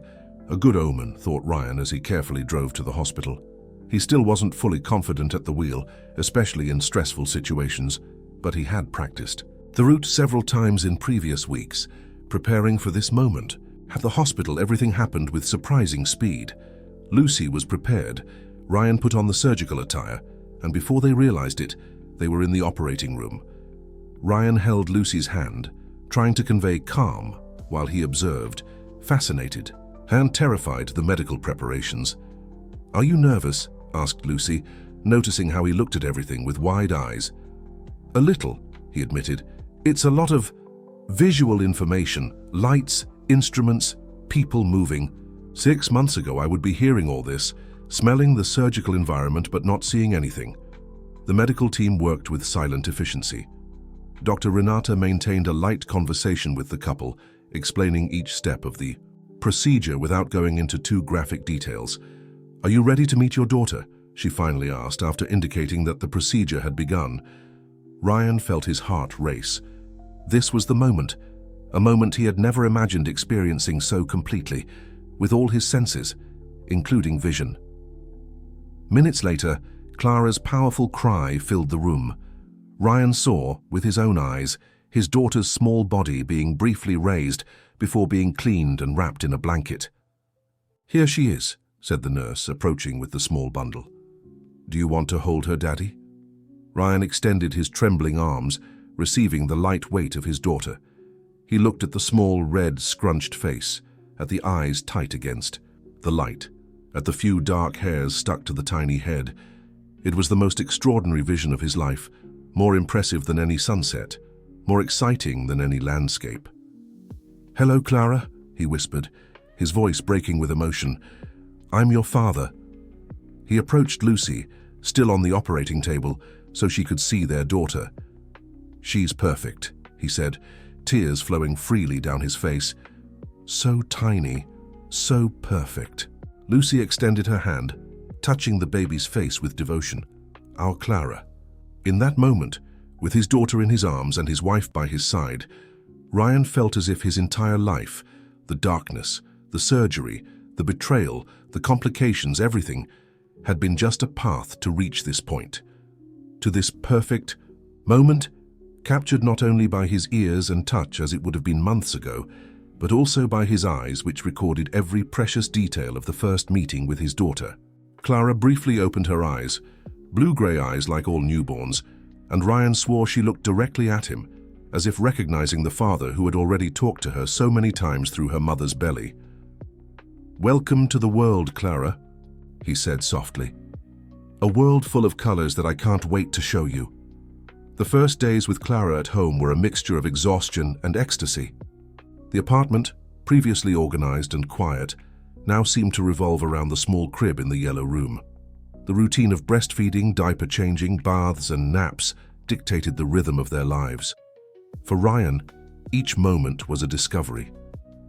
The way Clara wrinkled her nose before crying, the way her tiny fingers closed around his index finger, the different expressions that crossed her little face during sleep. Everything was visually catalogued with absolute devotion. One afternoon, about 2 weeks after the birth, Lucy found Ryan sitting in the armchair in the baby's room, Clara asleep in his arms, an open book in his lap. "What are you reading to her?" asked Lucy with a smile, leaning against the doorframe. Ryan looked up, slightly embarrassed at being caught. "The Little Prince," he admitted. "Remember what Julia said that day in the garden after the wedding? About the essential being invisible to the eyes? I want her to grow up knowing that." Lucy approached, sitting on the arm of the chair and caressing the dark hair of their sleeping daughter. "It's a beautiful teaching." "I've thought a lot about it in recent months," continued Ryan, his voice low so as not to wake Clara. "About what it really means to see. About how I spent my life developing a different way of seeing the world, and how that made me who I am." "And now, with your recovered vision?" asked Lucy, genuinely curious about how he felt after such a profound transformation. Ryan reflected for a moment before answering. "Now I have the best of both worlds. I can see with my eyes, but I haven't lost the ability to see with my heart. I can appreciate the colors of the sunset, but I still value the warmth of the rays on my face. I can read printed books, but I still appreciate the power of spoken words." He looked at Clara, so small and perfect in his arms. "And most importantly, I can see our daughter's face, memorize every detail, but I also feel her presence in a way that goes beyond the visual, something I learned to do in the years of blindness." Lucy leaned in, gently kissing his forehead. "You've always been the one who saw best among us all, remember? That hasn't changed." Ryan smiled, feeling a deep peace.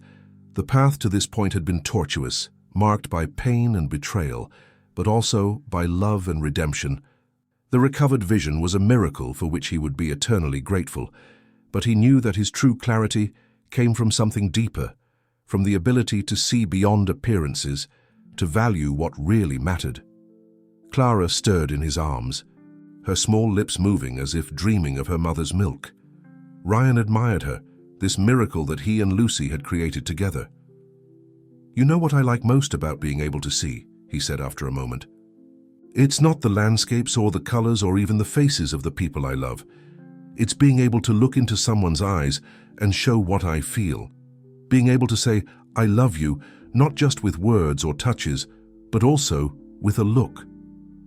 As if to demonstrate, he raised his eyes to Lucy, conveying without words everything he felt for her: gratitude, admiration, deep love. "I love you too," she replied, perfectly understanding the silent message. Clara chose that moment to wake up, opening her eyes, still undefined in their coloration, observing the world with the curiosity typical of newborns. Ryan gently raised her, bringing her close to his face. "Hello, little one," he whispered. "Welcome to our family, where we learn that seeing goes far beyond the eyes." On the first anniversary of the surgery that restored Ryan's vision, the couple decided to have a small celebration. Clara, now almost 6 months old, sitting in her high chair, watched with fascination the candle flames on the small cake Lucy had prepared. "A whole year seeing the world," said Lucy, serving generous slices. "How do you feel?" Ryan thought before answering, observing his daughter, who was now happily playing with the baby food on her little tray. "Like I've been given a second chance. Like each day is a gift I never expected to receive." The months had brought stability to his vision, exactly as Dr. Melissa had predicted. He wore glasses for reading and driving, had some peripheral blind spots, and occasionally still felt discomfort in very bright environments. But considering where he had started from, a lifetime in darkness, he was a walking medical miracle. "Any regrets?" asked Lucy, always sensitive to the emotional complexities of Ryan's transformation. "None," he answered without hesitation. "Even with all the pain, Thomas's betrayal, the complications, it was worth every second." He extended his hand to Clara, who grabbed his finger with her little food-covered hand, laughing. "Especially for this, to be able to see her grow, change every day." After dinner, when Clara was already sleeping soundly in her crib, Ryan and Lucy sat on the apartment balcony, observing the city lights and the reflection of the moon on the ocean. A special bottle of wine, reserved for the occasion, had been opened, and they were toasting to this unique anniversary. "I wanted to show you something," said Ryan, taking a small package from his pocket. Lucy opened it with curiosity, revealing a silver keychain with a small engraved plate. As she read the inscription, her eyes filled with tears. "The essential is invisible to the eyes, but my heart always saw you." "It's beautiful," she whispered, moved by the profound meaning of the simple gift. "It's a reminder," explained Ryan, "that no matter how many visual wonders I discovered this year, and there were many, nothing compares to what I already knew through love." Lucy held the keychain against her chest for a moment, before carefully placing it back in the box. "I have something for you too," she said, getting up to fetch a larger package that was hidden behind the sofa. Ryan opened it, finding a carefully organized photo album. On the cover, a simple inscription, "Your first year of colors." Flipping through the pages, he found hundreds of photographs, some taken by Lucy, others by himself, documenting each significant visual discovery of the past 12 months. The first sunset, the first snow during a quick trip to Aspen, the first rainbow, the first fireworks on New Year's Eve in Santa Monica, and, permeating all the images, moments with Lucy and, in recent months, with Clara. The last page contained a single photograph. Ryan asleep in the armchair in the baby's room, Clara also sleeping on his chest, a book fallen on his lap, a scene of absolute peace captured by Lucy without him noticing. Below the photo, a quote written in Lucy's delicate handwriting, "It is only with the heart that one can see rightly. What is essential is invisible to the eye." Antoine de Saint-Exupéry. Ryan closed the album, deeply touched by the gift. "Thank you," he said simply, words insufficient to express what he felt. Lucy smiled, understanding what didn't need to be said. "For your next year of colors." They remained on the balcony until late, talking, remembering, planning the future. A future that, just over a year ago, they could never have imagined. A future full of colors, images, visual expressions, of the love they had always shared. When they finally went to bed, Ryan stopped at Clara's room for one last check. The soft light of the moon-shaped nightlight illuminated the crib where his daughter slept peacefully.